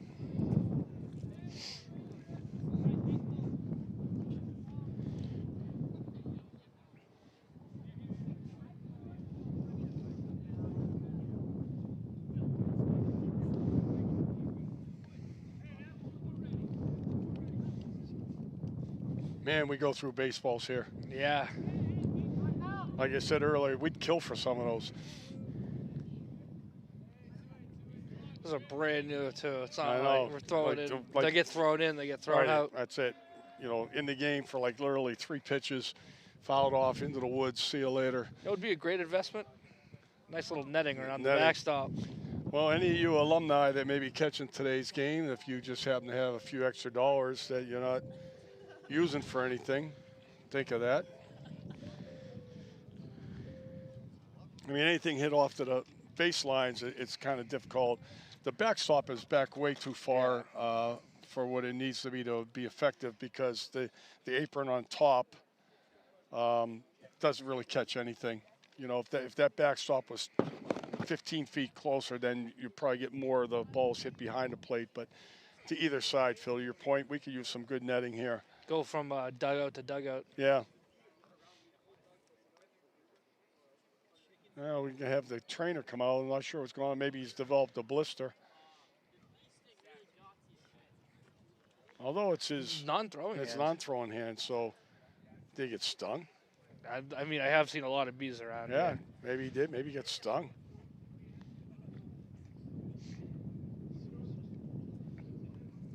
Interesting.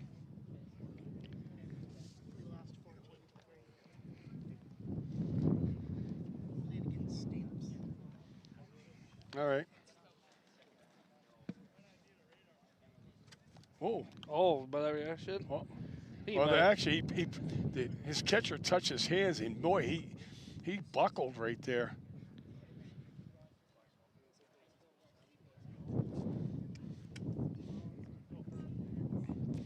Well, here's the thing. If he goes out injured, the pitcher who replaces him gets all the time he needs to warm up. And it's a full count. So it's like... Yeah.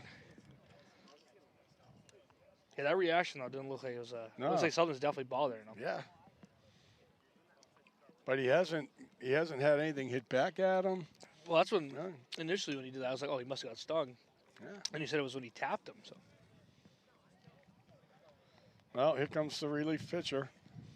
And he's going to get all kinds of time to warm up.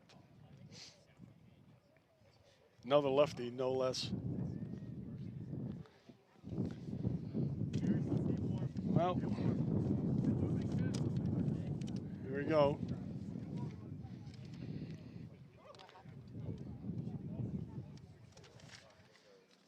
What happened to it? I don't know. Can't tell from the video?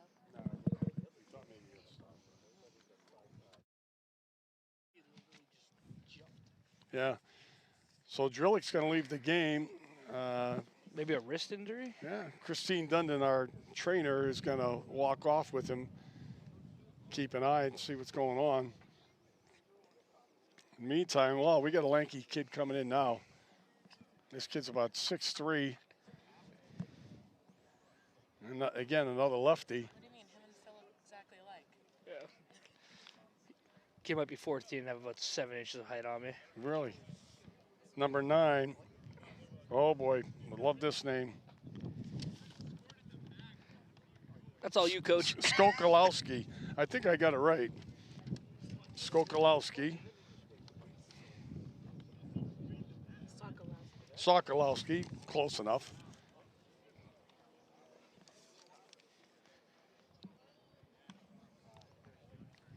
He is tall and lanky.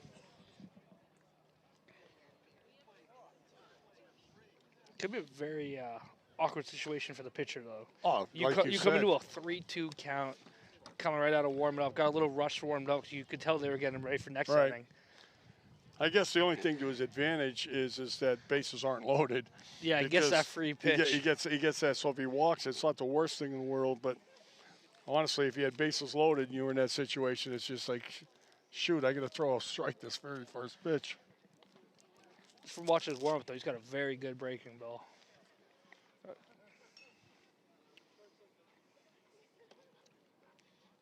Does he throw the breaking ball with the 3-2 count? Maybe. I mean, you got a free pitch. Wouldn't expect it coming from a right field warm up. Walk in, throw a breaking ball, walk off the mound. Right.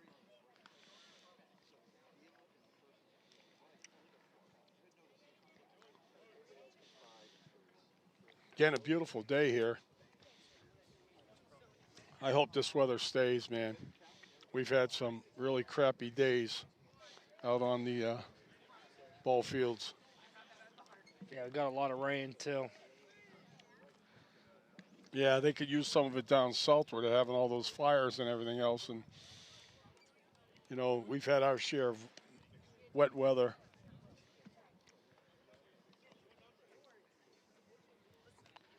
What would your approach be as a hitter? Because, I mean, it's a full count, but you're going in. You can't even see a pitch before you go to swing. True. Like, you got to go in there being aggressive. Your practice swings were just here Well, before the kid warming up, so you don't really know, like. The only thing I would say, Phil, is that you have a player the caliber of Colin Tribble, is a 4-year player. You know, he's seen a lot of pitches in his life that, you know, he's better than like a freshman being put in this situation. It's a very good point. So here we go, 3-2 count. Runners will be off on the pitch. And he gets some, he does throw the hook. He throws the curveball and Trimble fouls it off. And the new baseball saw 1 pitch. There you go.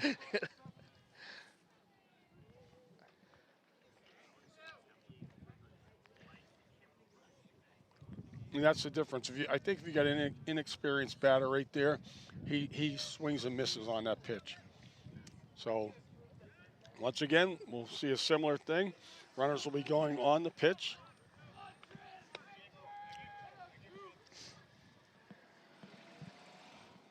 Another foul. There's the other baseball. 2 balls. 2 in, 2 out. 2 in, 2 out.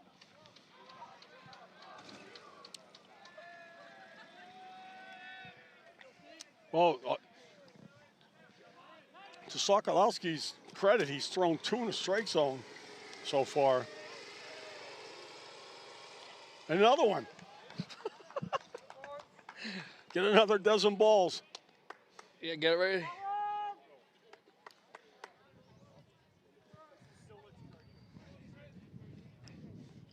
I think after this game, I'm going looking for those. He walks them. Do 4 curveballs. Yeah. Yeah, I know he's a cleanup hitter. But still, I mean, well, he's our 3 hitter, I'm sorry. But still. All right, Jones gets a chance to help himself here. Bases loaded, 2 outs.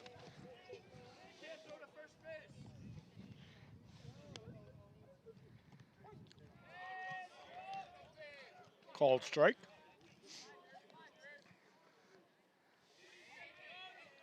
There might be literally 8 brand new baseballs that have seen 1 pitch in that woods right now. There's another breaking ball. Low. 1-1.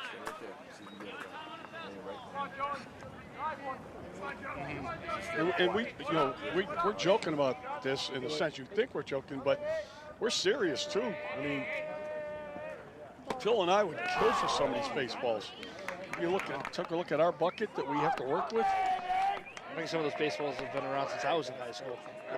I was going to say me, and that's like 50 years ago. So 2-1's the count. That's high fly ball left field. It should be an easy enough grab, and it is. That'll end the inning and the threat. But Foxborough does have a 3-2 lead thanks to the double by Lamson, the RBI double. And we will now go to, are we going to the 6th? Top of the 5th. Top of 5, I'm sorry. It'll be interesting, though, for Jones, who's been going. Jones is around, I think, 65 pitches. All right, here's this last at bat. He's got a little under it. Yeah, he did get under it. That's a very long break between the injury and how long a lot of pitches and long at bats. Like Jones was just sitting around. Yeah, he was sitting around for a good 15, 20 minutes in between. That was a long inning. It was a long half inning for him.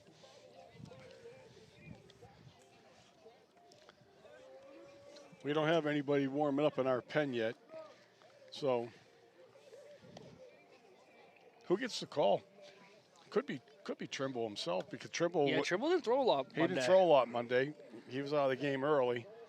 I think it all comes down to what the score is and how tight it is. Yeah. I think if it's a leading game, you go to someone like Colin, but if it's 3-3, you might even see Colin's little brother Michael come in. Yeah, Michael could come in because he didn't throw for us Wednesday, and he threw Monday in the relief. Right. I believe Franco might be option. Franco threw a lot of pitches on Monday, though.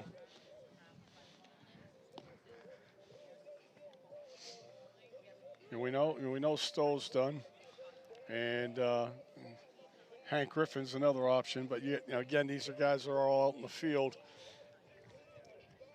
Yeah, that's the thing is you can throw Jones at third because that's where he can play, or you can put Stowe there, put Jones back at short, which isn't too bad. Or even like if Lamson was to go in, but you got to pull someone off your bench to go to the left. If you were to go to Hank. Well, we're at the top. Do you order? Zalora is leading off. He got hit his last time, I believe. Well, the key thing, too, is like where Trimble just batted, when they come off for this next half inning, he could go down to the pen immediately. That hit him? I believe he just got hit. Yep. Got him in the helmet. He's been on base 3 times. That's what you want out of your leadoff batter.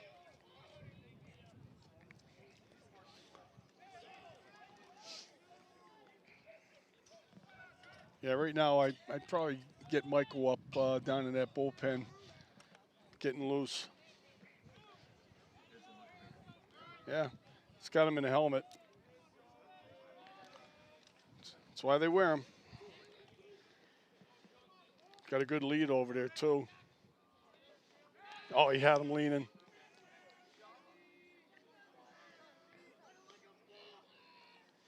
Jones got a pretty solid move. Jack Folan's now up. I know Coach Cavs over there listening. He's got to drop a nice bunt. Got to take the out. Good job by Jones to get over to third base. Yeah. It's a great play design. They did a nice wheel thing here. As Jones covers third. Matty O'Keefe charging. Lamson covers first. Matty O'Keefe ducks so he didn't get hit in the head with a throw. Smart. So now we have the 1 out. Play's got to be at first base. You get your third batter up here is catcher Nathan Bills. I know Coach Cavs listening to the game right now, so I'd love for him to send a little chat to see who he thinks will be coming out of the pen. Okay.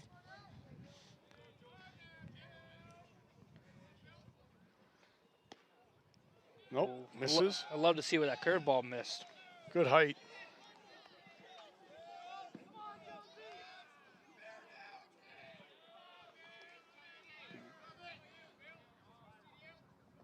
Good block by Rigo back there.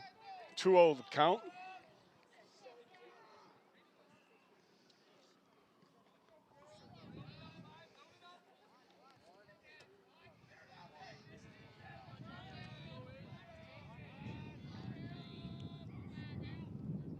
Swing and miss. 2 balls, 1 strike.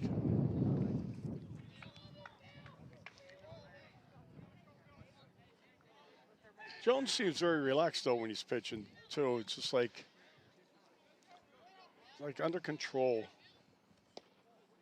Oh, that's a good pitch. Missed some. Must have been inside. 3-1. Yeah, he's wondering where he missed with that one at.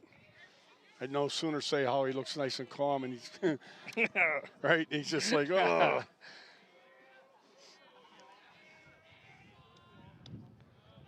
Ball 4. Interesting. Well, put the force back on. You're now sitting at your number 4 batter. Coach Sue's coming out for time. Yeah, Connor Hanna.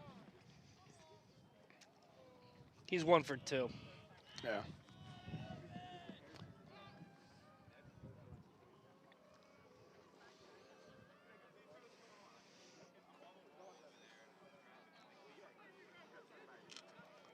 how come Hayes wears a helmet but Derek doesn't? No idea.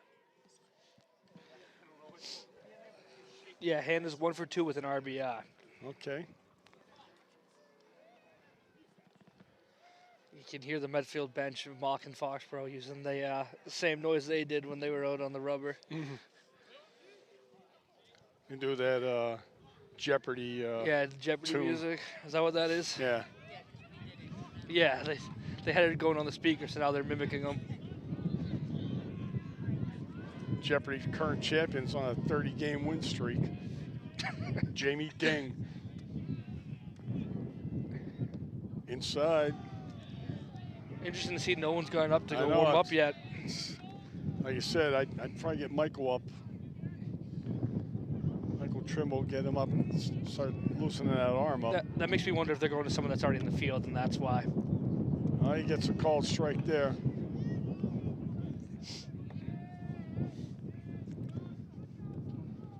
Need a nice double play ball here. Nice 2-hopper to the middle infielders.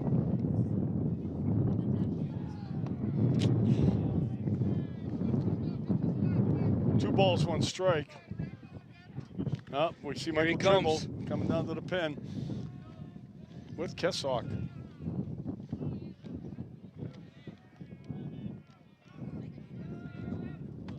Heads up. There's another one in the woods.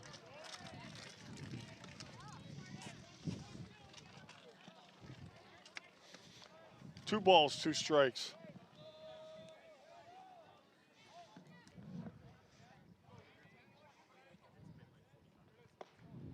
Let's been.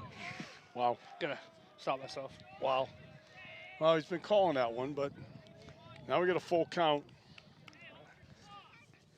It's very interesting because it's like I feel like he's got a few guys on that. And it was a pretty consistent low strike, which it's just fine when it's consistent.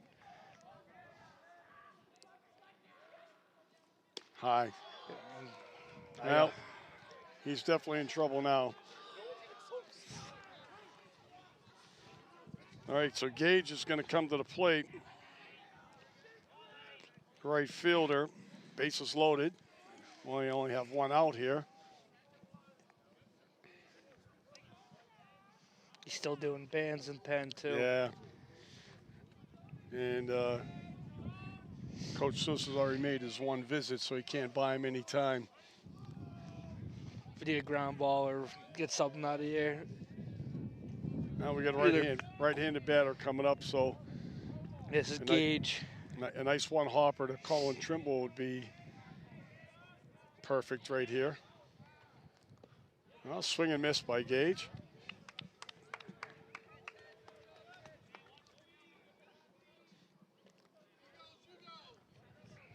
Runners, nobody's being held. Got him! Got him! Got him! Yeah! That's a great play. Oh, yeah.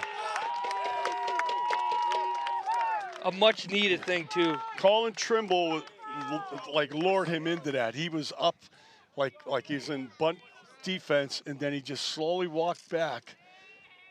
That's one of those things, too, is he has to be covering the bag for them to throw over. All right. We're going to see the look at this. Yeah, a little See nod how by he just- Jones. Step off. Oh, greatly executed between those Yeah. two. That was Yeah. a nice little nod by Jones, Oh, too, to be like, hey, 100%. go. 100%. All right, well, 1 ball, 1 strike. That's huge, though, getting that out of there, because even if if this kid gets walked or a base hit, gives Michael time to warm up, but also gives you're not tying the game up. Exactly.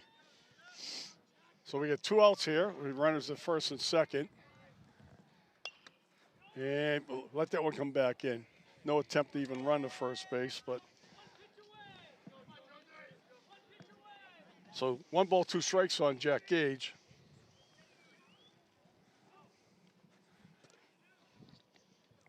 Medfield's hurt themselves with some base running here today. I mean, had the runner called out, leaving early on a fly ball. Got pick off right there.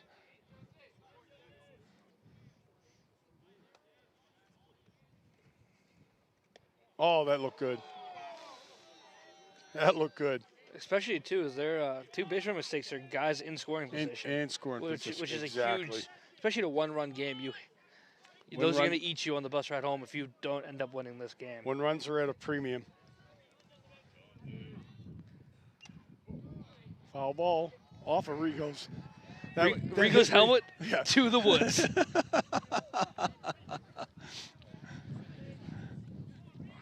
See, that wasn't that high. A net would stop that one. 100%. Baseballs must not cost as much as netting.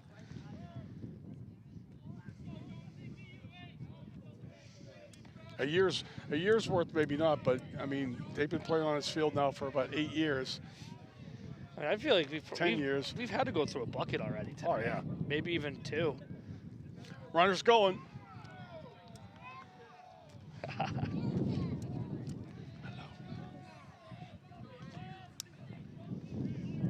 Yep. Guest appearance from my grandchildren. Yep. All right. Well, to your point, Phil, he walked him, so the pickoff was huge right there. Watch your fingers in the fence.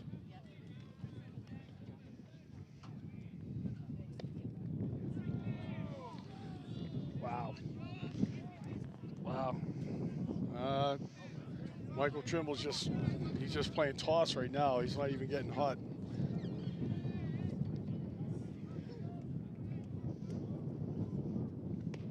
Here's a strike. Good bounce back pitch right there, 1-1. Mm-hmm. This is Fessett in here.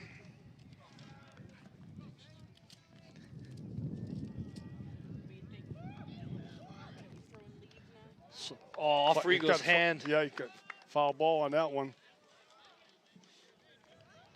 1 ball, 2 strikes. Yeah, it's not good, especially your catch again. Foul ball off your throwing hand. Oh.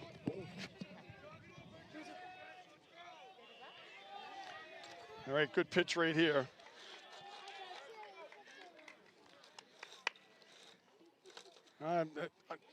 Great job by the umpire making sure that he's okay. Wanted to give him more time. Definitely, especially after that.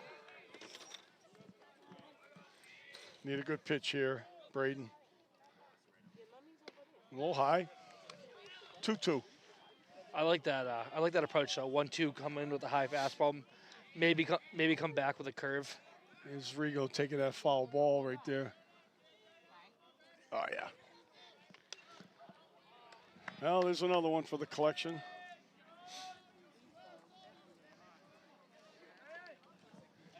Two balls, 2 strikes.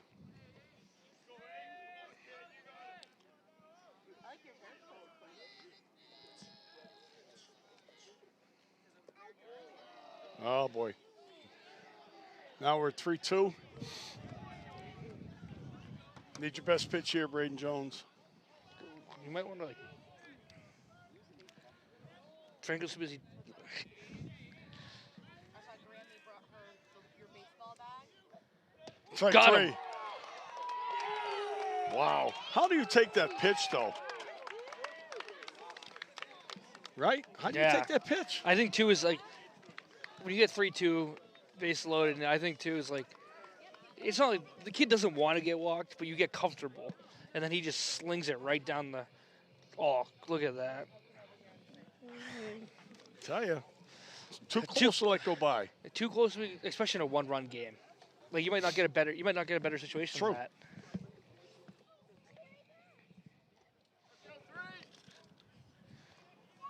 Ending over, but Michael's still warming up. Yeah, he finally made his way to the rubber. All right, so we get out of that one, luckily. A lot of runners being left on base, both teams. It's good, though. We're in a good spot of our lineup. We got 5, 6, 7 Right. leading off. Hardeman's seen the other kid pretty well, so hopefully he can continue that for the lefty. Right. We'll see. So I bet defensively, too, if Michael is the guy in relief, I would assume he goes into Moran's spot, and then you'll see Jones go to short, Stowe move to center with Hardo going to right, taking out Moran. That's probably is what I would exactly assume is going to happen That's it. if it is Michael, who's still warming up. That is exactly what will probably happen. Because Moran's not hitting, so you're not losing Watts as your DH. And then you're also not throwing Michael in a tough situation while he's warming up. Hey, you got to go bat now. So Right. It works out both ways. So 3-2, bottom of the 5. Been a great day of baseball. Been a good battle. Yeah. I mean, again, our record is not indicative of the caliber of team that we are. You know, Hawkmock League baseball is very tough, and even our non-league schedule is not easy. Yeah, we opened up with 3 D1 teams that are very Exactly. successful programs. They're all like in the top 10. Yeah. The D1. Ball inside Hardeman. They're right behind us. Hard ground ball. Throw across the diamond. Good seed across the diamond by third base. Zalora. He's had a good game, leadoff batter for Medway.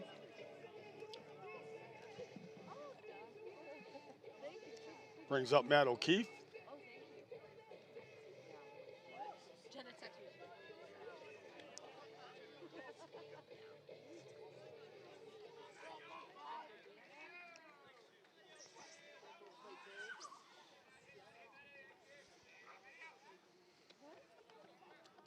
Curveball outside for ball.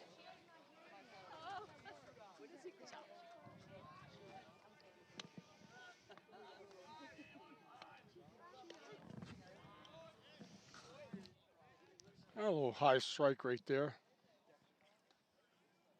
1 ball, 1 strike.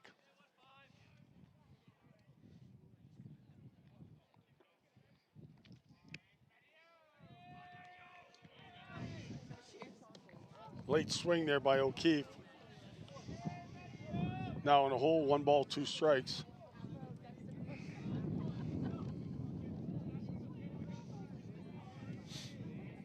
Sokolowski ahead in the count. Throws that hook in the dirt. O'Keefe does not bite. 2 balls, 2 strikes.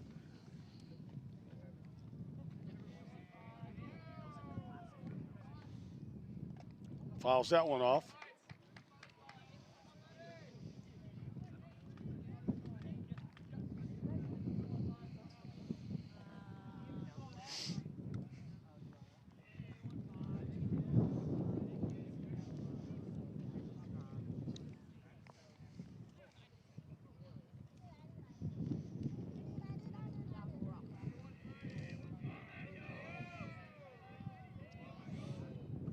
Fouls another one off.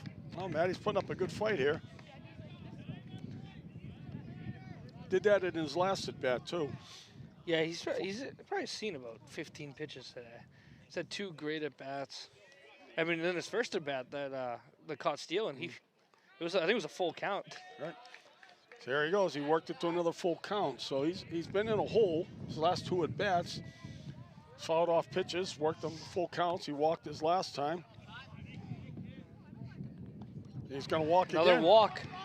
It's a great job by Matt O'Keefe.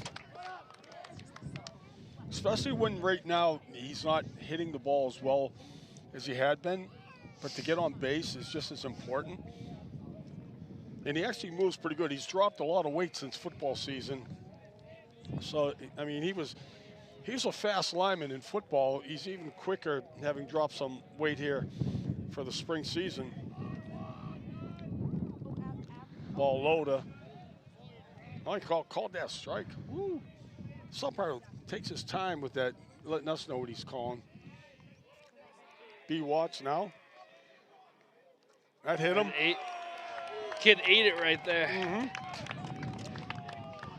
That's one he took for the team. If you know B. Watts, you know he loves getting. He loves that right there. Mm-hmm. Taking one for the team. He's hyped up right there. Oh, stood no chance right yeah. out. He just let it hit him. I'm taking that. He's like, oh, just throw it at me at this point. Well, do we see Hank in a bunt situation again? It'll be interesting. First and second. Especially with a lefty pitcher, it makes it it's hard to throw to third, especially if you have him sit. If you can get it anywhere to third, basically you got to do a whole spin around throw compared to getting it. Exactly. Well, Hank takes a called strike right there.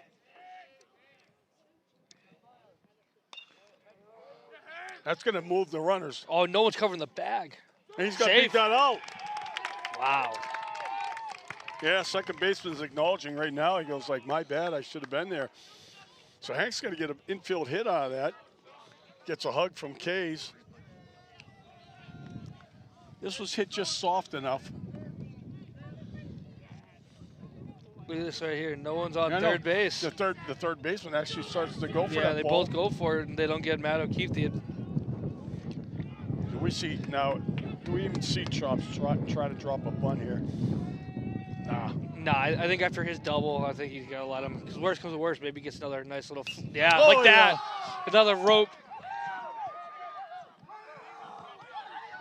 Have a day, Chops. Mm-hmm.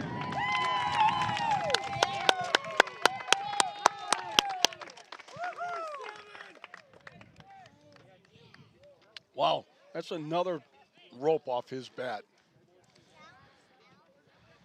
Now you have the top of your order up. He doesn't get cheated here. Another great swing. Yeah, it is. He sees lefties very well. He had his eyes on that ball all the way in. Medfield tried to see if Foxborough left early, but O'Keefe did a great job waiting. Oh, yeah. And it was deep enough that you don't even have to think about it. You can sit there all day. And one thing for sure, Coach Seuss wasn't going to let him get too far off that bag once that ball in the air. That was 0-1, called out a strike. Wow. All right. Rigo, come through. He's going to call a strike on that one. Yep. Now he's in a hole, 0-2. This is where maybe he throws the hook and it gets away from the catcher. Nope, that's out of play. Another one. Out of play, yeah. Daddy's on the field. He's right here. When this baseball field is in the front of the school, never lost any balls. Never. 2 strikes.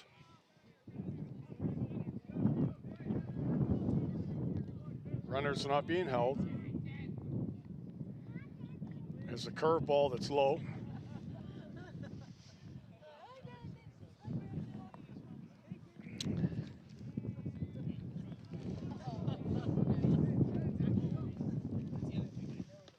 Ooh, up and in. Up and in.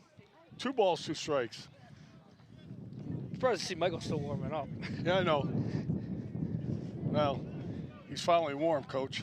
He's ready to go. Oh, yeah. That's a gapper. There, that's going to score him. Oh, B. No, he's tagged out.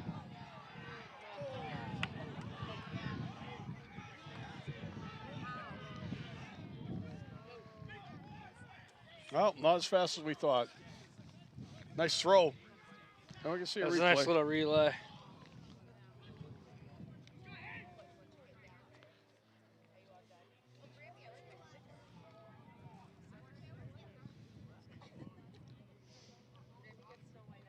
Yeah, it's a great throw. Yeah, throw right on the money at one hop. We got another one, though. Getting up 4-2 going into the 6th. Looks like Jones is coming back out to start the inning. Yep.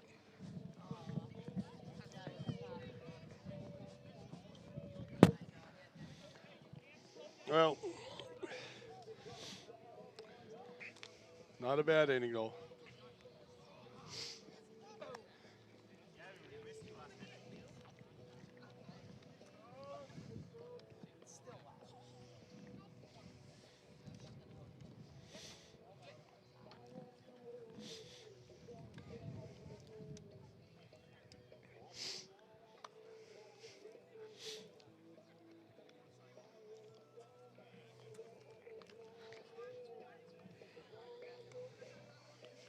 Well, it's 2 o'clock, so basically not a bad time. That game Monday, 3 hours, game in Seekonk. Yeah, that game carried away. There's 2 very long innings too during that game. And a game where we actually saw like hail or snow very early on as it was like spitting and it was coming down and like hitting our visors. It looked like, you know, little ice balls. Yeah, I feel like too is like I feel like it was cloudy most of the day. Got a little rain, got those little hail balls, and then got a little sunny. It's just, I mean, it kind of subbed up the game. Yeah. that game when it was 3-0 early. Oh yeah. It was like kind of like 4 or 5 lead changes. Yeah. And then just that 6th inning, they ran away with it on us. Yeah. That's when the gates opened up. But then you bounce back and you win a 2-1 ball game, and now you're in another low-scoring dogfight. Just how baseball works. Well, again, quality opponents. Seekonk, you know, in the last 4 years has won 2 state championships and a runner-up a 3rd time. And then East Bridgewater the other day, we played them, they only had 1 loss. So, you know, you get battle-tested. Jones starts off with a ball low. We have Charlie Hurley, the first baseman, leading off here. And he's going to hit a foul ball. Make a play, coach. Oh.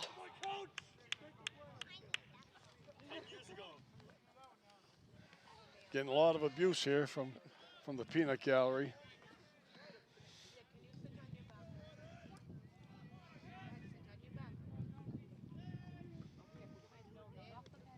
That was about 2 feet short of the plate. This could be it for Jones anyhow. Yeah, he's in 95. There's another one low. I think too is I think Michael slowed down a little bit too to make sure He didn't spend too much over there.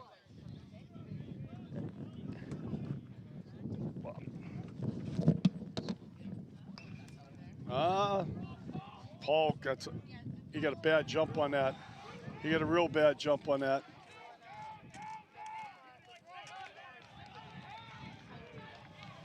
Yeah, I don't think Moran saw that ball come off the bat that well. He was late getting to it, so we got a double down the line there by Hurley. What stinks too is sees it a little late, reacts late, but what great hustle. Oh, like he almost had it. It's just one of those things where you wish he comes up with it when he lays out like that. Right, I mean, he has really good quickness, no doubt about it. Also didn't help there that he's left-handed, because if he's right-handed, Gets making right that into his dive, glove, it's going to his glove side. So C.J. Herrick is up, center fielder. And we get a called strike.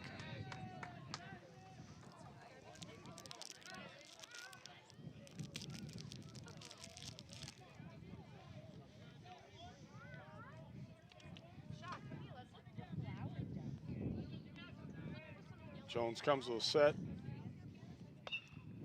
Going to get that ground. Stowe take the out at first. Good job. So he can do that. Ball took a bad hop at the very end. I think he used his chest, shoulder a little bit to bounce back and make that throw. That could have been really troublesome there, but Aiden Stowe does a great job keeping that ball against his body. You see here he charges Around the it. runner. Yeah, look at that hop. That was an awful hop. You know what's different though is like you could tell that last time when he had that charge, he didn't throw it as hard. That one he rifled. He's like, I'm not making that mistake twice. Correct. Oh, And you'll take that out and give up that base. Nice job there, Rigo, blocking that one. I think Jones is like pushing himself right now. He's trying to work through this, and he may be overthrown. And Coach Seuss comes out.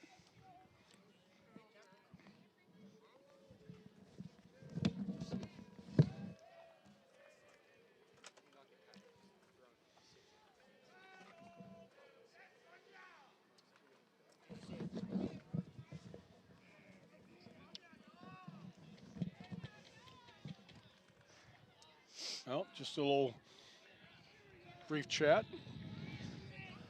Michael Trimble thought he was getting the call. yeah, I think they're looking to see. I think Michael's ready to go though, which is good. Want him ready.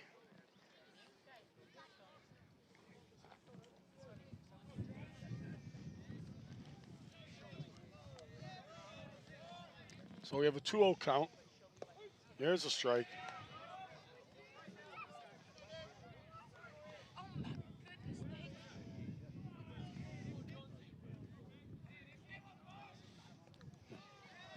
Another one low.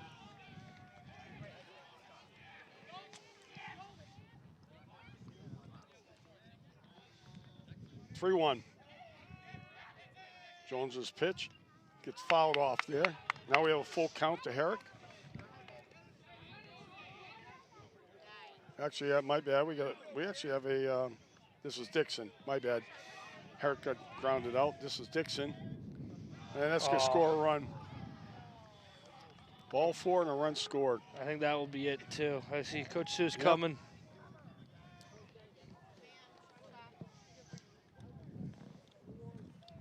Yeah.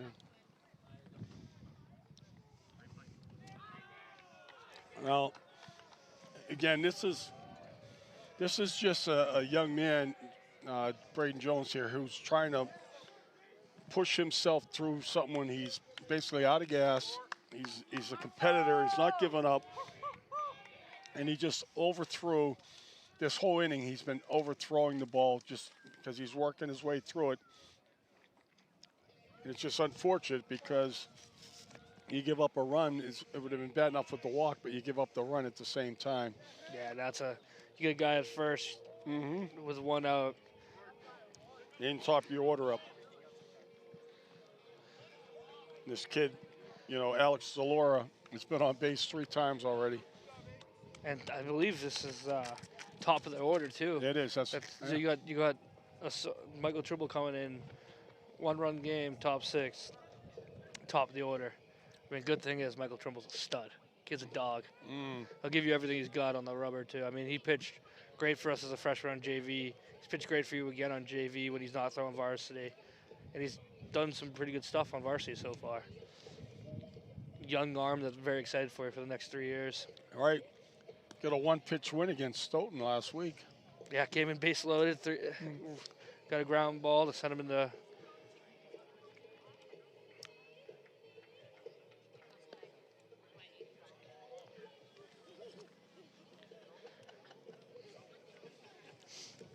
It's great too, as he is a lefty, so we could see that he's got a good lefty move. Runner at first base, right? Those things too, because you give that guy a ball, he hit first and third. Could have went for that play instead of. Yeah.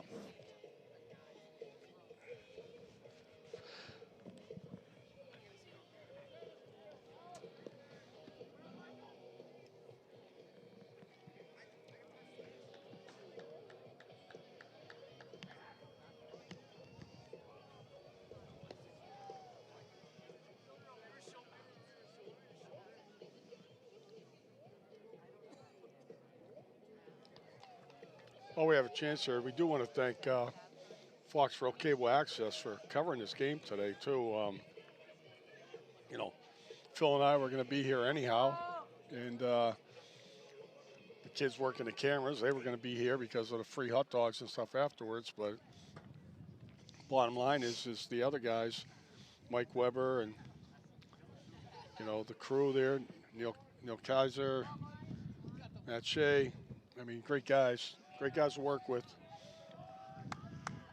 Here we go, one down, runner at first, top of the order, Alex Zalora, Michael Trimble on the mound.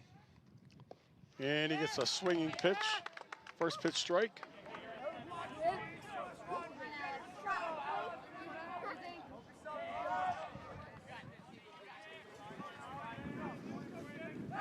Oh, bad throw. He's going to keep coming.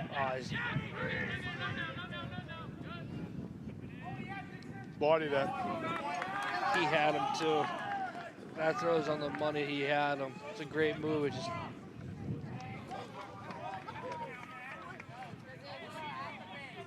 Yeah. If there's one thing that Michael probably needs to work on, and it's not even the hit, it's his throws. Two first. Yeah, I mean, his throws tend to sail away from the first baseman. We've seen it on a couple bunt attempts and things like that.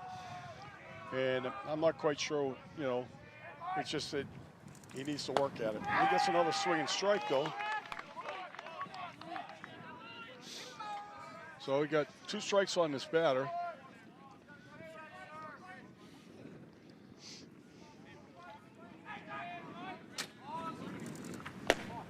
This is outside. 1-2.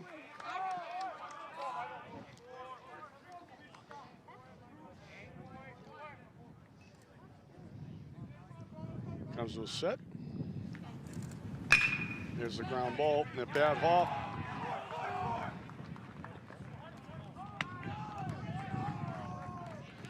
Now you got runners at the corners. Yeah, you go for a pickoff. Gets thrown away. Now you get a routine grounder. Now you got first, third with 1 out. And to your point, Phil, Jones went to short, Stowe went to center, and Hardiman went to right, and then Moran's out of the lineup. So Medfield with runners at the corners, 1 down. Number 2 batter is up, or what are they going to do? They're going to bring up a pinch hitter. So Jack Folan's coming out, and number 14. It's this was the kid who came in to pitch. Interesting.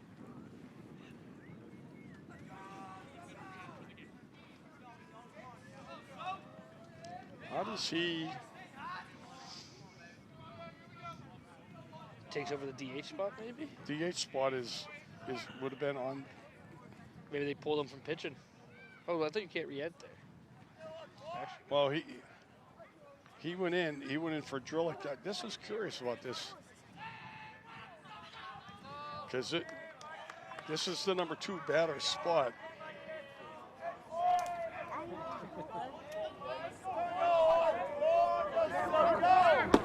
There's a called strike.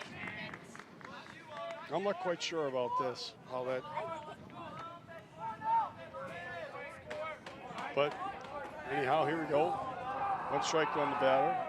Runner's off. It's going.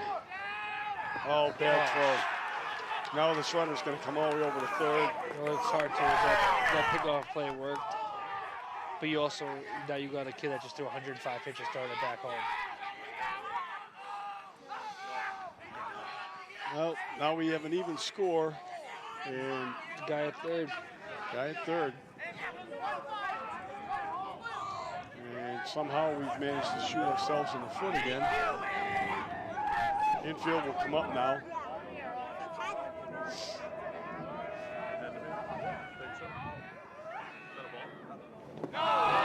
Maybe smothers that one. 1 ball, 1 strike.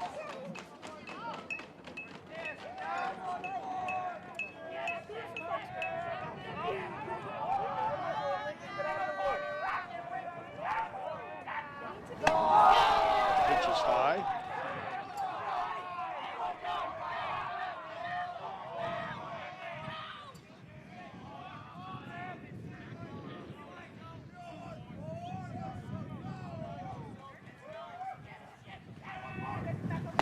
Swing and miss.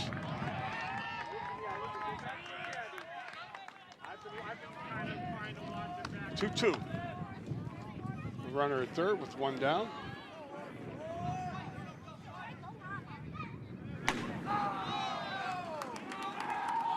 Well, we must have missed a ball on the scoreboard because kid just ended up at first base. Thought the count was 2-2. Obviously, it was 3-2. I got first and third again. Mm-hmm.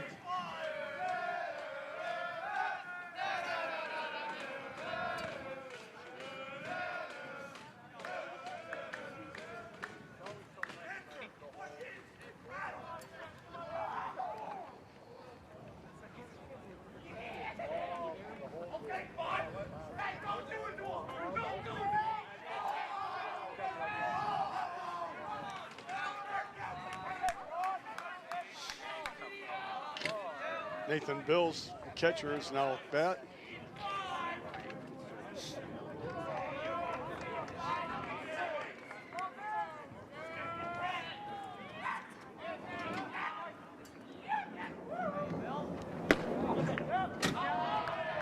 Trimble misses inside, ball one.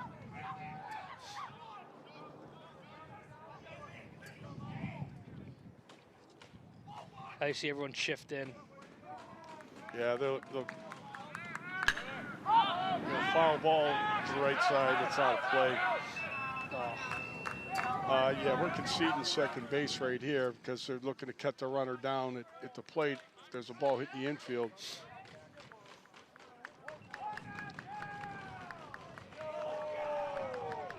One.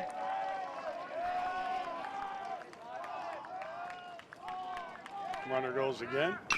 And heads up right here. That's right here.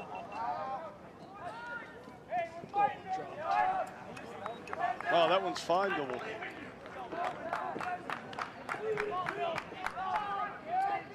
One ball, two strikes.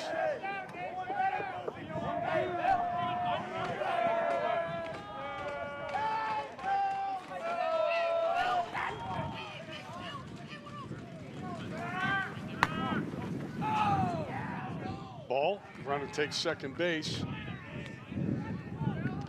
2 balls, 2 strikes.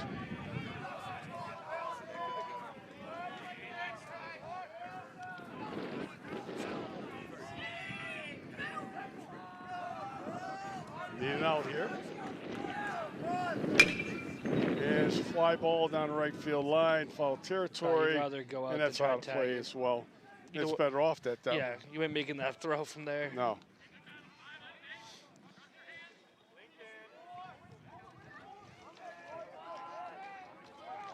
Two to Nathan Bills.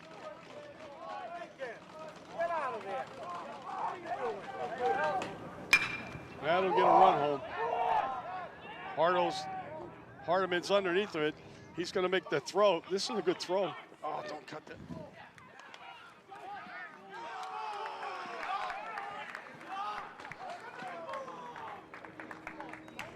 I would have thought Hardo's throw to the plate would have been better than that. Yeah.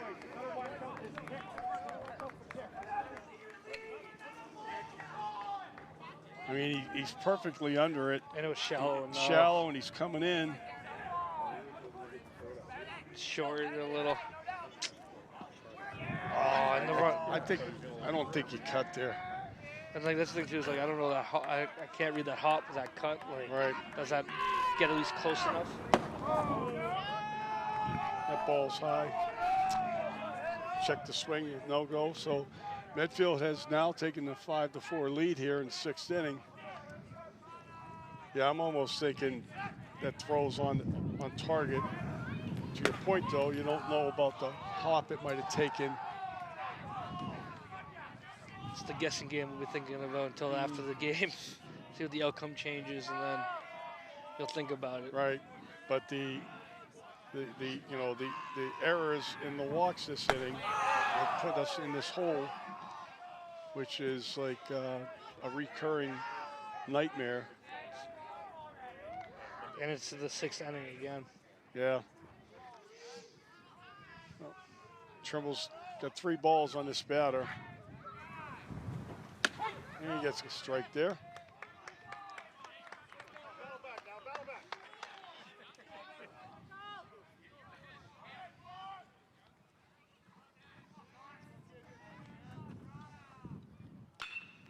That's a hard line drive foul. It's a good battle back from 3-0. Right. Now you just got to win it. Yeah, this is Connor Hanna, the DH, batting cleanup, so 3-2 count.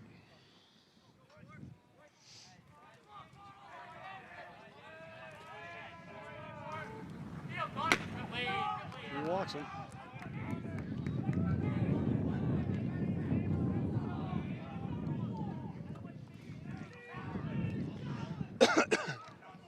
This be Gage. This is Gage. Yeah. Gage has made some good contact today too, so.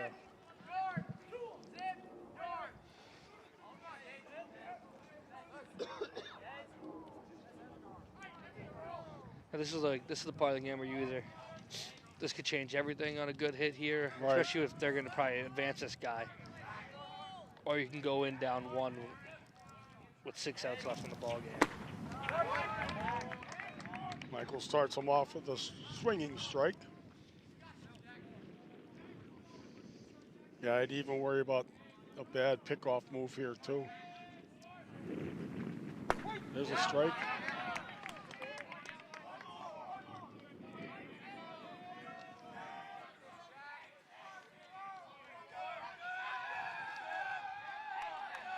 There it goes.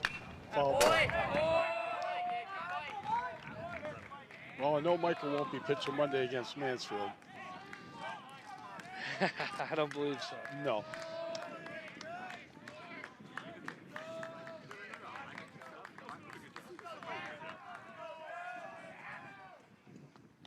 Foul again.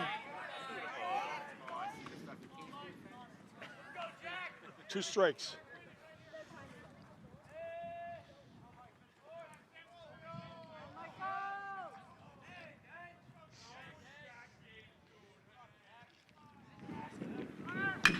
Got a nice pop-up out of it. Come on, Matt. There we go. There you go. We escaped only down 1 after having a few mistakes and a little bit of the freebies catching up. But to be down 1's a lot better knowing the way that could have went. Oh.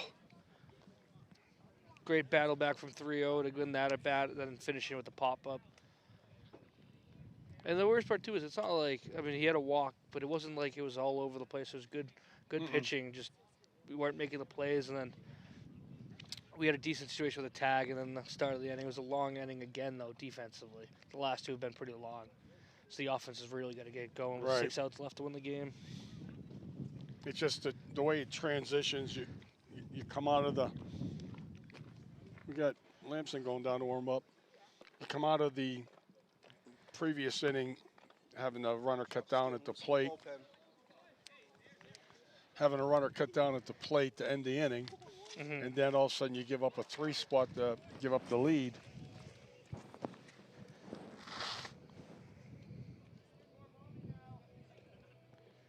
Good thing is you have Colin leading us off. Is it 4 or 5? No, it's 2, 3, 4, right? It's 2, 3, 4, because Rio made the last one. Rio had the hard hit. We got caught. Yeah, well, that's the thing too is if B Watts isn't, you don't know what tear we go on in that last inning. If B Watts doesn't get caught at home, it's like Rio made a good contact. Now you got 2, 3, 4. So. Thing is he ran for Watts the previous at bat. Yeah, so you can't run for him again. So he can't run for him again because it's not a courtesy runner; it's a pinch runner. So if he ran for him, then Watts is out of the lineup.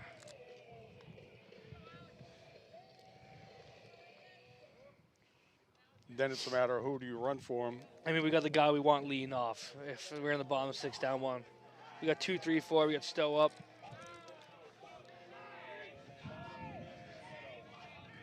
Can set the tone right here with a nice little gap shot. Get us nice double to get us going would be awesome. That's gonna fall. He played shallow on it. 1 pitch, 1 out.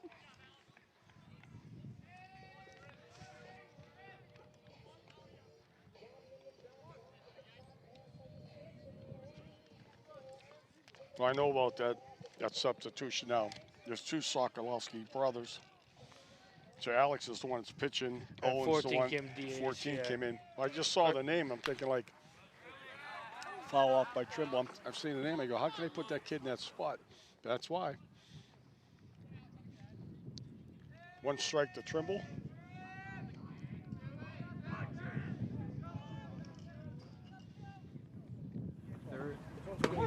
Strike 2.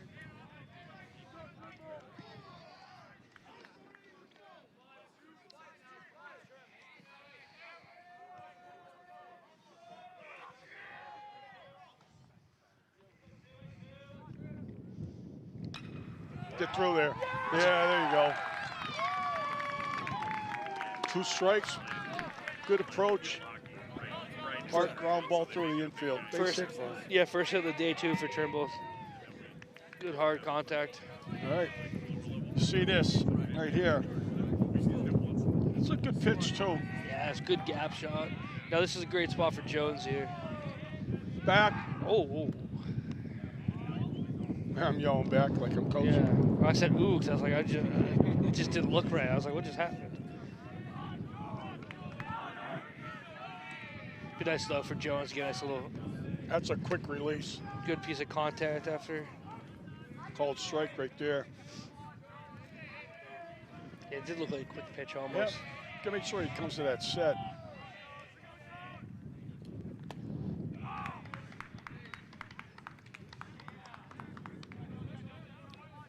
It's a little quick to my liking. Strike 2. 1 ball, 2 strikes to Braden Jones. You might see Trimble going here. Nope. Ball in the dirt. Well, no advancement there.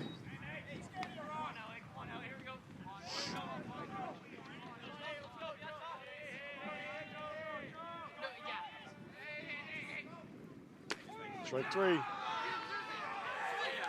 2 down. Again, that's too good of a pitch to take. All right, Nick Hardiman comes up. Trimble's on.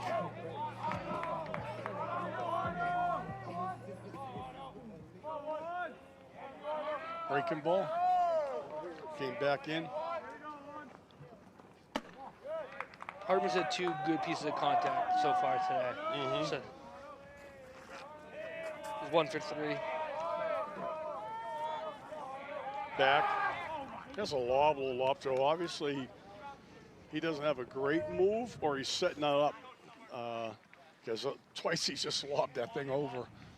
Yeah, it almost looks like he's just throwing it over on the back foot, making sure it doesn't get like balked. There's a strike. It's Yeah, a pretty good pitch. Yeah, and it's a dangerous lob too.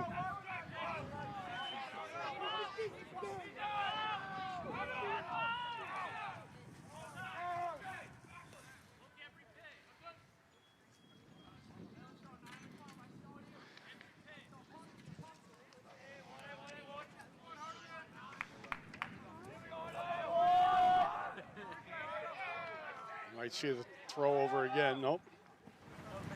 Ball in the dirt.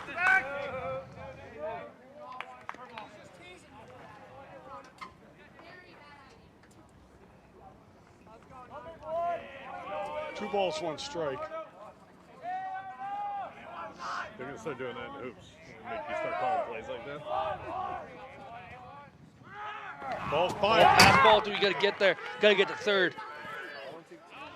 Don't he's throwing it. Oh, man. You're hoping for that bounce off. Attaboy, Trimble. It's almost like as he got halfway here, he started to pull up a little bit too. I don't think he was expecting to throw down, but that throw down, damn, what a changer that would have been if that got away. All right, so we have a 3-1 count with Hardiman up. Hardiman on too, it opens everything up. You could do a leave early. You could That's right. set up a pickle. Strike 2. All right. Trimble with the steal and the wild pitch gets him over third. Put it in the dirt. Oh, that's not going to get out.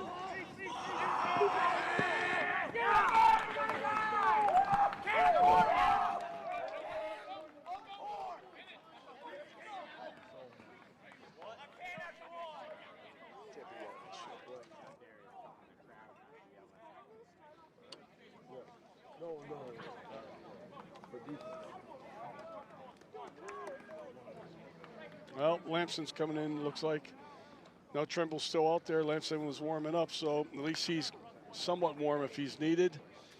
But here we are, top of the 7th inning. Foxborough trailing by 1.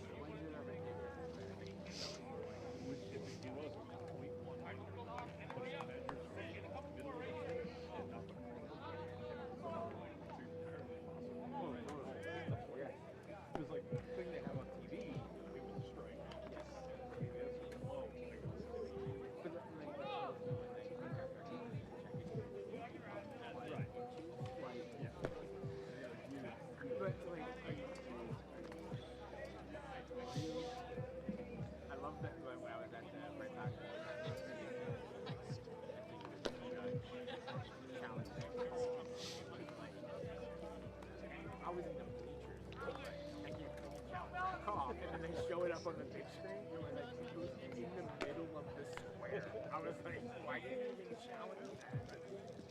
It was a strike three. It was like, my son's like, oh, you just struck out.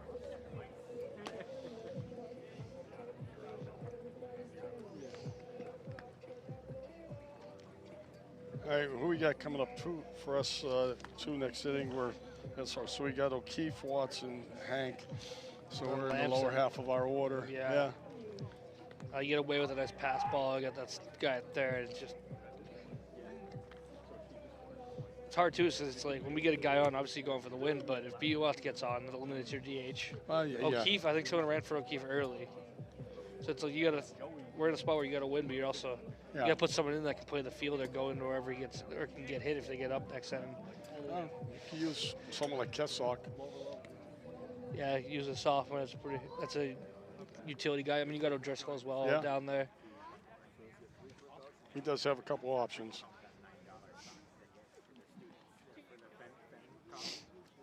All right, we're going to see Fessenden come up, the left fielder. Lefty versus lefty right here. Yep. Ball's low.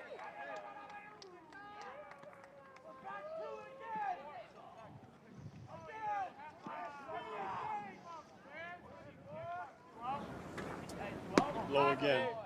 2 balls.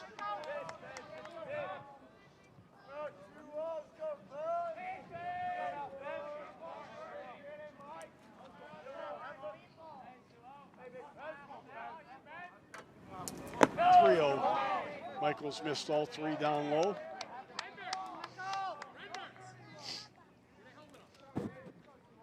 Fessenden's certainly taken right now.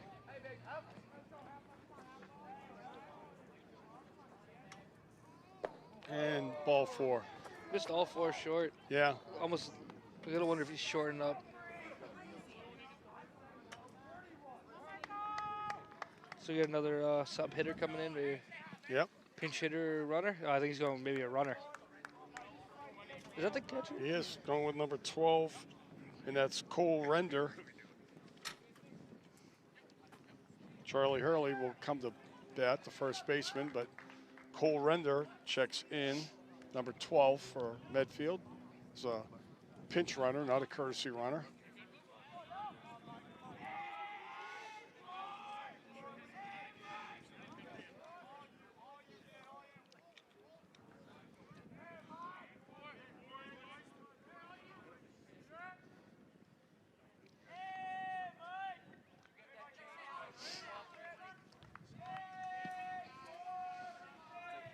I can only hope that this kid falls asleep a little bit over there at first base with his lead.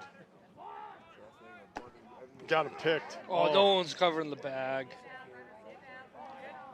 You had him. If Lampson gets over there, dead meat, man. Can I get something to get a little bit of a momentum swing, maybe even carries over to the bat. Well, obviously, Coach Dunn's not happy with that one-run lead, nor should he be. Want as much insurance as you can get. Got him. Yeah. He got him. Ran it twice. A great play. And again, now Lamson does a great job of getting there. Yeah. And we see a hose thrown down there to first base from Rigo. I love too is you call the pitch out, so Michael throws it away, and Rigo's already up and ready for it. Right away. Yep. Throw pitch out, back pick. Lamson does a great job there too. That ball, he catches that. Oh, well, you get a hit there, so that's that was fine. a big out. That was a big out. But Lamson does a great job. He was actually falling down when he caught that ball, made the tag. So Hurley gets on with a hit, but we got one down. And that pinch runner is not feeling too good about himself right now, which sometimes happens. Michael with a good pitch rate. Starts off with a strike.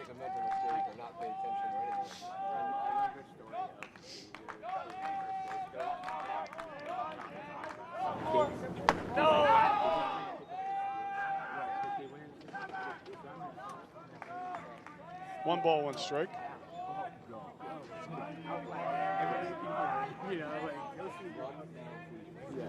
Yes, you. Foul ball. Got two on him now. One ball, two strikes. It's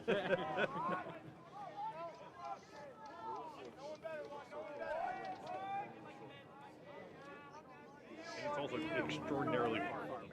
Like it's so much room. That's gonna be trouble.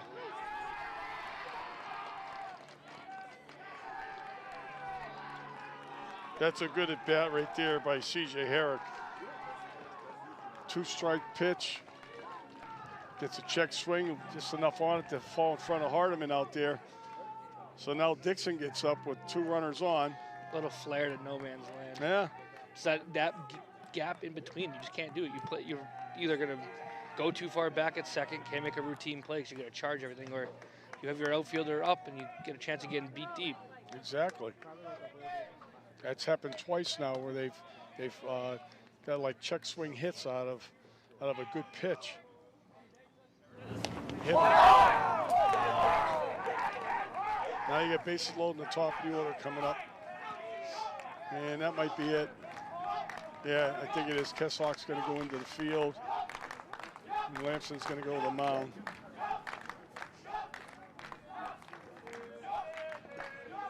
Yeah. Michael just gets too far inside with this one. Right off the knee.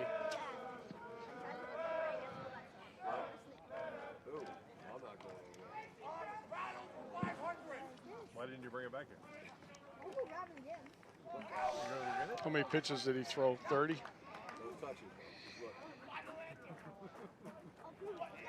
I think it may have been more than that, Coach. You heard that, kids. Pull your own weight. Let's go. Grocery expense. Yeah, he's definitely got Monday off. Michael Tribble threw, he threw 40, 39. Yeah.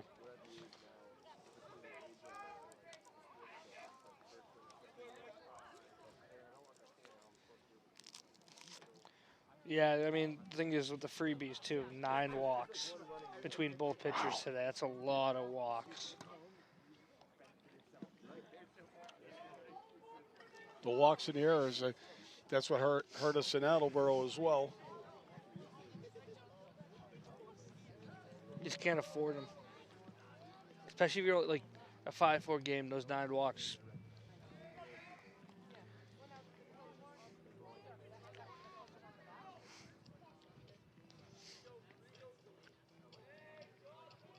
Now you got sophomore Will Kessock going in that second base, though, for Lamson while Lamson pitches. It's good to see, like a lot of sophomores getting some activity today and meaningful playing time, which is good for the future. And 2 that are everyday players, 1 in relief. Now you got 1 subbing in for Lamson while he goes to pitch. It's good for the future. Yeah.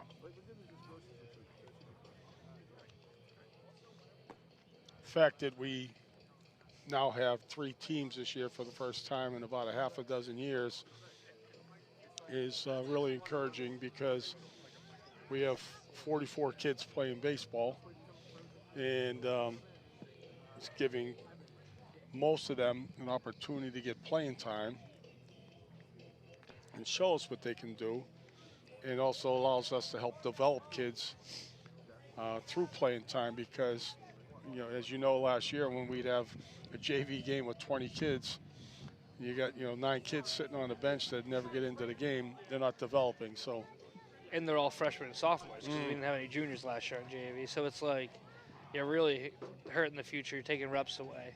And I mean, baseball's a game where the best reps are usually in situational, live situations. Right. I mean, I don't know. Like, obviously, you do a lot of one-on-one coaching, a lot of getting better, but, like, you're never ready until you see it firsthand when you're in a game. I agree. Yep. Well, Lamson gets on the bump in a tough situation. He's got 1 out with runners on first and second. Actually, I'm sorry. Bases are loaded. So the infield is up. Get the force out at the plate if possible. Swing and a miss. It's our leadoff batter, Alex Alora. He's had a really good game today. Well, and now we don't have that extra game.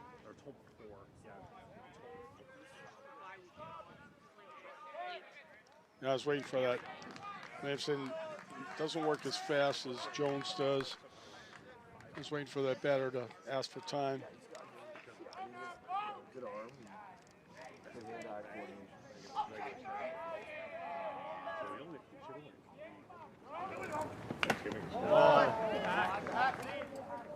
Thank God that was fouled.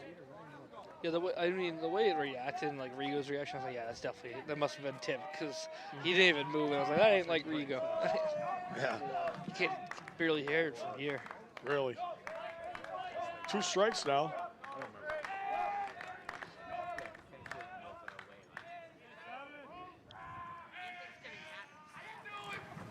Strike 3. Got him. That's huge. Comes in, throws 3 strikes. That's all Really it takes good. sometimes. Really good spot right there. Lamson hit. So we have 2 down now. Infield will deepen up, take away the angles. And we have the... Yep, right down the middle. Froze him. This is huge here if we can get a note. Going only trailing 1 with base loaded, 1 out. Right.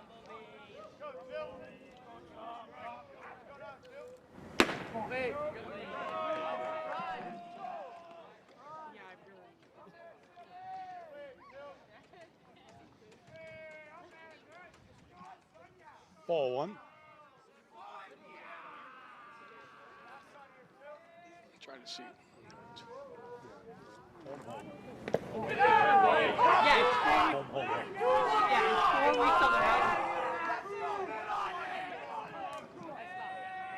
So this is Folan, who re-entered. He was pinch hit for the last time.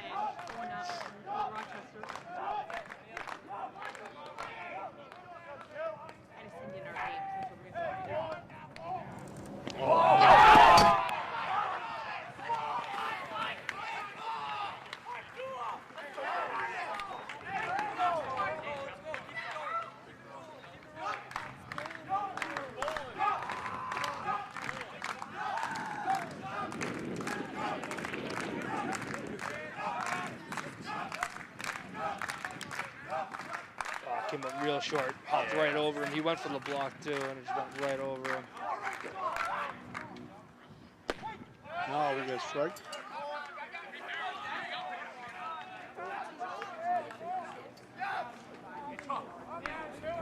Three balls, 1 strike to Folan.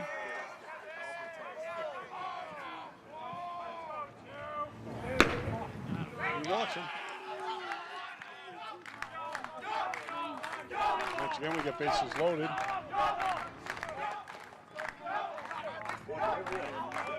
Two down.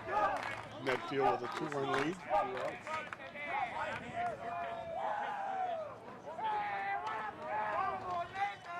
In steps the number 3 hitter, Nathan Bills, the catcher. Nelson sets to deliver. Hardeman should have that. All right. Going to the bottom of the 6th, trailing 2. Or bottom 7, trailing 2. And that just, you know, again, you're watching at home. Just goes to show you how fast a game can change. As much as, you know, it's not a fast-paced game like football or basketball is. You can see how the momentum can change on one play. You know, I mean, again, goes back to we get a hit, Watts gets cut down at the plate, ends the inning. We have a 2-run lead. He's safe. We have a 2-run lead. We're still hitting. No big deal, but, you know, then, you know, Medfield answers back. They get a couple guys on base, take advantage of our walks and throwing errors, and next thing you know, we're trailing them. So, yeah, that's the thing with baseball. You can be in the lead the entire game until that one half inning, and the entire vibe change. I mean, I will say too, is Medfield's bench has come alive, and I feel like Foxborough hasn't been really loud all game, but we definitely it looks like we're down over there compared to over there where they've been pretty loud and active all day, and then when they took the lead, they really changed that momentum. Well, it's one of the things that Coach Sluice has brought up with the team is that we need to be more there for each other than we've shown so far this year. You know, none of us want to lose. You know, we are a team, and everybody has a role. And in some cases, when you're not in the game, you need to be in the game, supporting your teammates any way you can. So, with that in mind, that's what Medfield's done. They stepped it up. There's a lot of talking over there. There's a strike to Matt O'Keefe, who leads off the bottom of the 7th for the Warriors.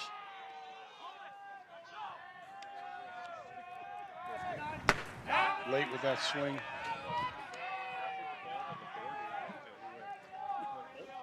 Quickly, it's 0-2 to O'Keefe. He's been in a situation a couple times today and has managed to fight himself back. Jammed it pretty well. Yeah, another foul ball.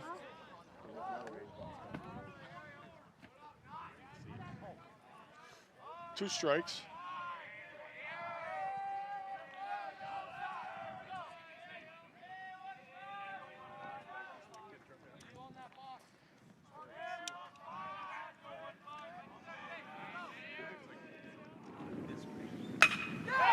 Go. Oh, a little blooper. Shortstop. A little blooper. Shortstop misread that fly ball.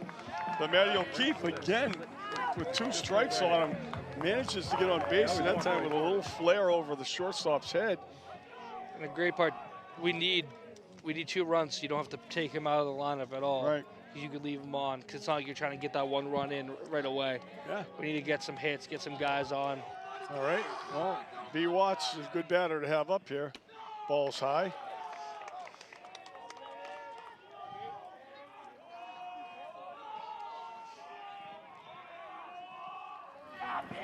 That's high again. It's 2 high fastballs inside too. You know, again, I'll make mention that Sokolowski, his delivery is real quick. You know, he's supposed to come to like a 1-second pause when he sets, and he looks real quick.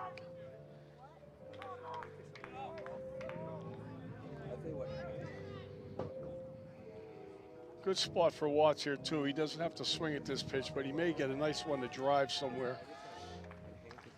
If he gets 3 balls, then he's taking another one, but he's in a good spot right here. There's a strike. That's a good 2-0 take. I mean, yep. Especially if you don't like it.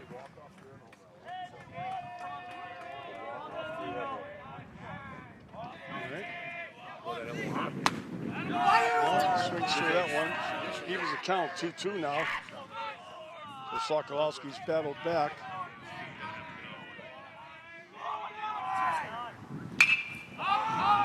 can get away with that. Might get an extra life. I think he will. Good. Ran down first base with the bat. I noticed that too. He was waiting to see whether he should throw it or not if he gets on. If it,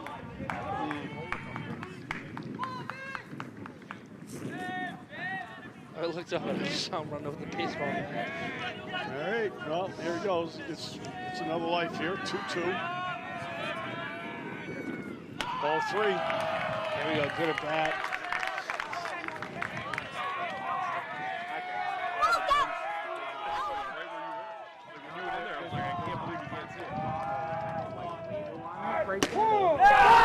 Call strike 3. I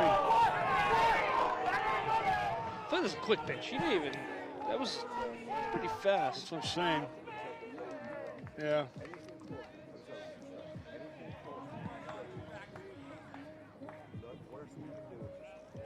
Wow. Yeah, and again, you got him ducking down on a ball that's out over the middle of the plate. Oh, he played it over.